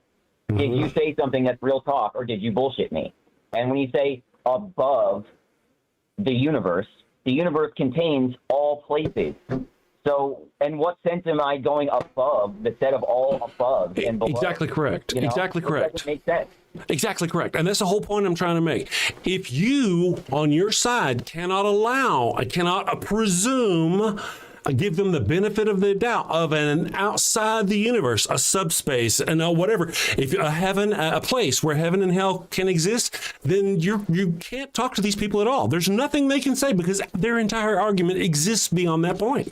There's a God, its will exists beyond that point. There's a Satan, hell, all those things exist outside of what we can give in our. So if you're not going to admit that that's actually, or at least give them the benefit of the doubt, that that's a point to argue, it's the same thing. There's no point in talking to them at all. Everything you're going to say to them is that doesn't exist. It's outside of our universe. That doesn't exist. It's outside of our universe. You can't prove that it's outside of our universe. Questions to get them to see, did I actually make an assertion? Did I break the rules of conversation making?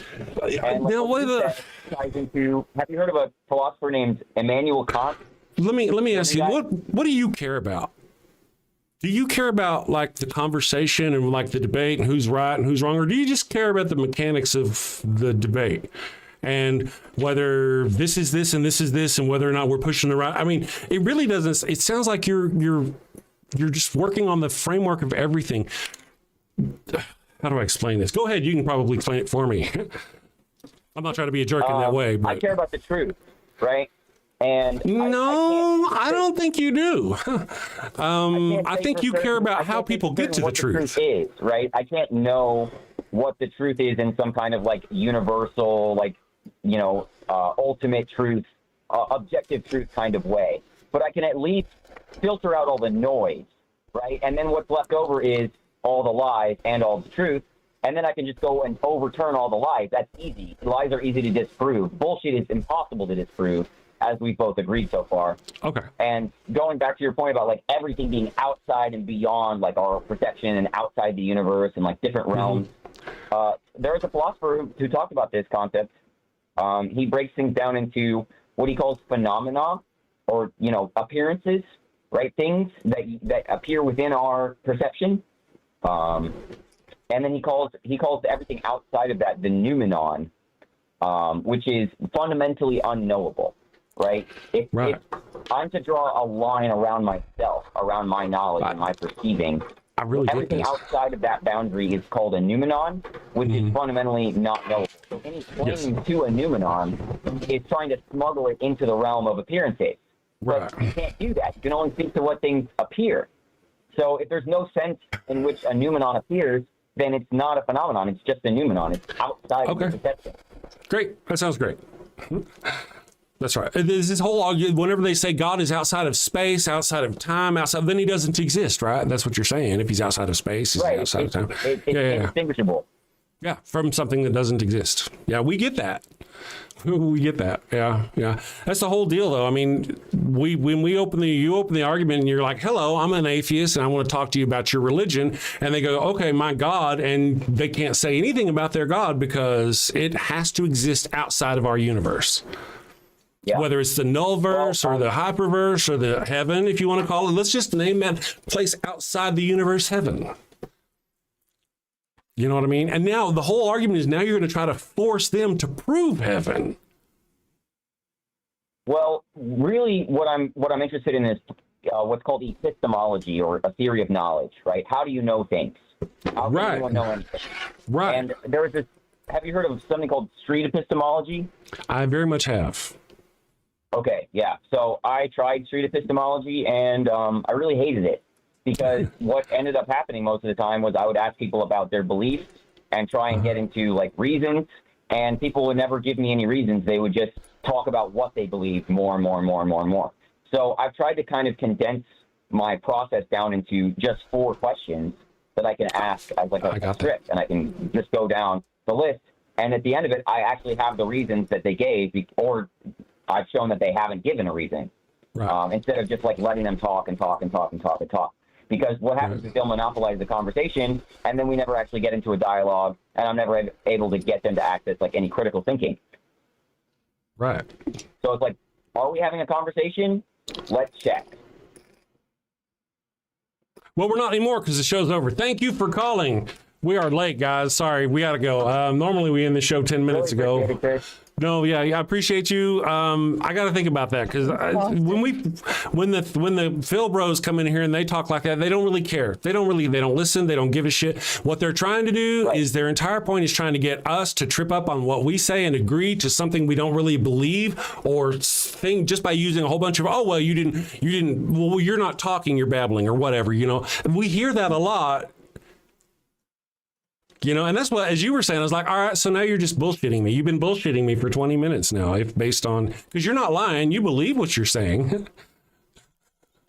It's just a bunch of bullshit. That has consequences, right? Because I can check for bullshit.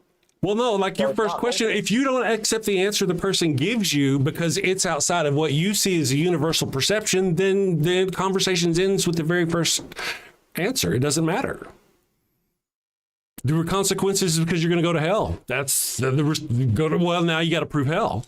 Right, but hell is ill-defined and bullshit is well-defined. That's the difference. Right? I know what bullshit means. I don't know what hell means. That's a good point. That is a good point. Yep. Okay, man, we really do got to go. Thank you, Ryan, for being here. Guys, we'll see you tomorrow. Thanks for the call. Have a good one. But Austin, call us back. Let me think on this. I'll work my brain on it because I often talk about we're all on the same side. We're just different weapons. We have our own different ways and our different tactics. So I appreciate what you do. All right, thank you. All right, so I gotta go. We'll do that. And Ryan, I'll see you later. I'm gonna do our super chats real quick for those people, and then I will go. Let me see if they got any over there. And we did get some over here. I appreciate y'all. Sorry for going back on the thing and taking so long. It was a good conversation. Collapsitalism. I won nothing in Vegas the 5 days I was there. Pardon me. For $2. Sorry to hear that. And then for $2 says, to be fair, I didn't gamble. I saw 311. Good for another $2. And then collapsitalism says, Chris and Ryan, always looking good as always. Keep it up. I've been working out. I haven't really. I'm a liar. I don't work out. Miss Non Sequitur for $5 says, what's the difference between an atheist and an evangelical Christian? The atheist is honest about not following the teachings of Christ. Garland Garrett, good morning, Garland Garrett says, I've sent 5 of the Daily Atheist gift memberships. We very much appreciate that. DeFreak gave us $2 and says, do you have a brother or something named Wesley Curry? I don't know who Wesley Curry is, DeFreak. I noticed that you in the chat and there was frustrations and I don't know. I'll check it out later to see if you're still here tomorrow. It's a busy show. Guys, thank you all for joining us. Tomorrow we are going to do Thursday, and it's going to be all kinds of funny. We're going to blaspheme. We're going to sin. Don't miss it. It's going to be fun. Sin safely, my friends. Take care. Got a house that smells like old cheese and shame. Father Flanagan's flesh candles change the game. Goat-scented thrills for your soul's delight. Light it up, baby, make your room right. When you've sinned and need to... Austin. John Hudson, thank you very much for the super chat. John Hudson, super chatted $100. Thank you very much for that. We appreciate you, John. Thank you. Sin safely, my friends. Take care. Got a house that smells like old cheese and shame.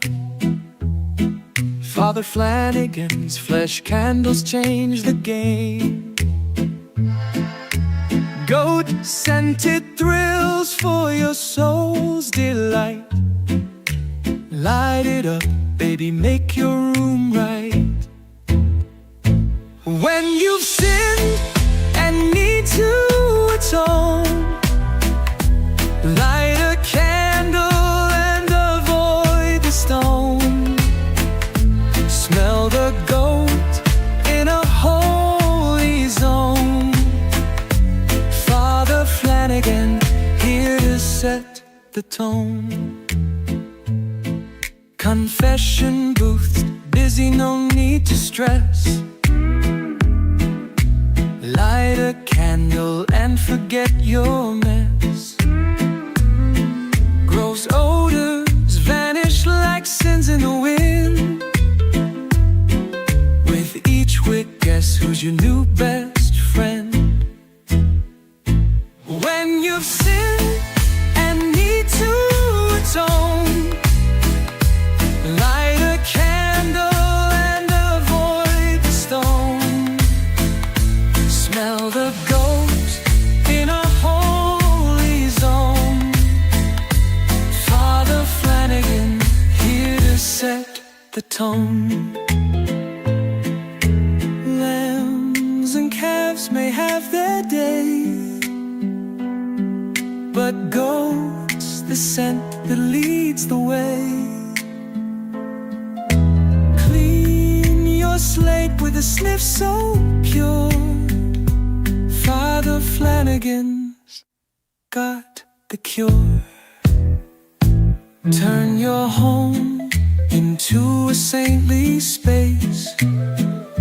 With every whiff, find redeeming grace. From your living room to the kitchen sink,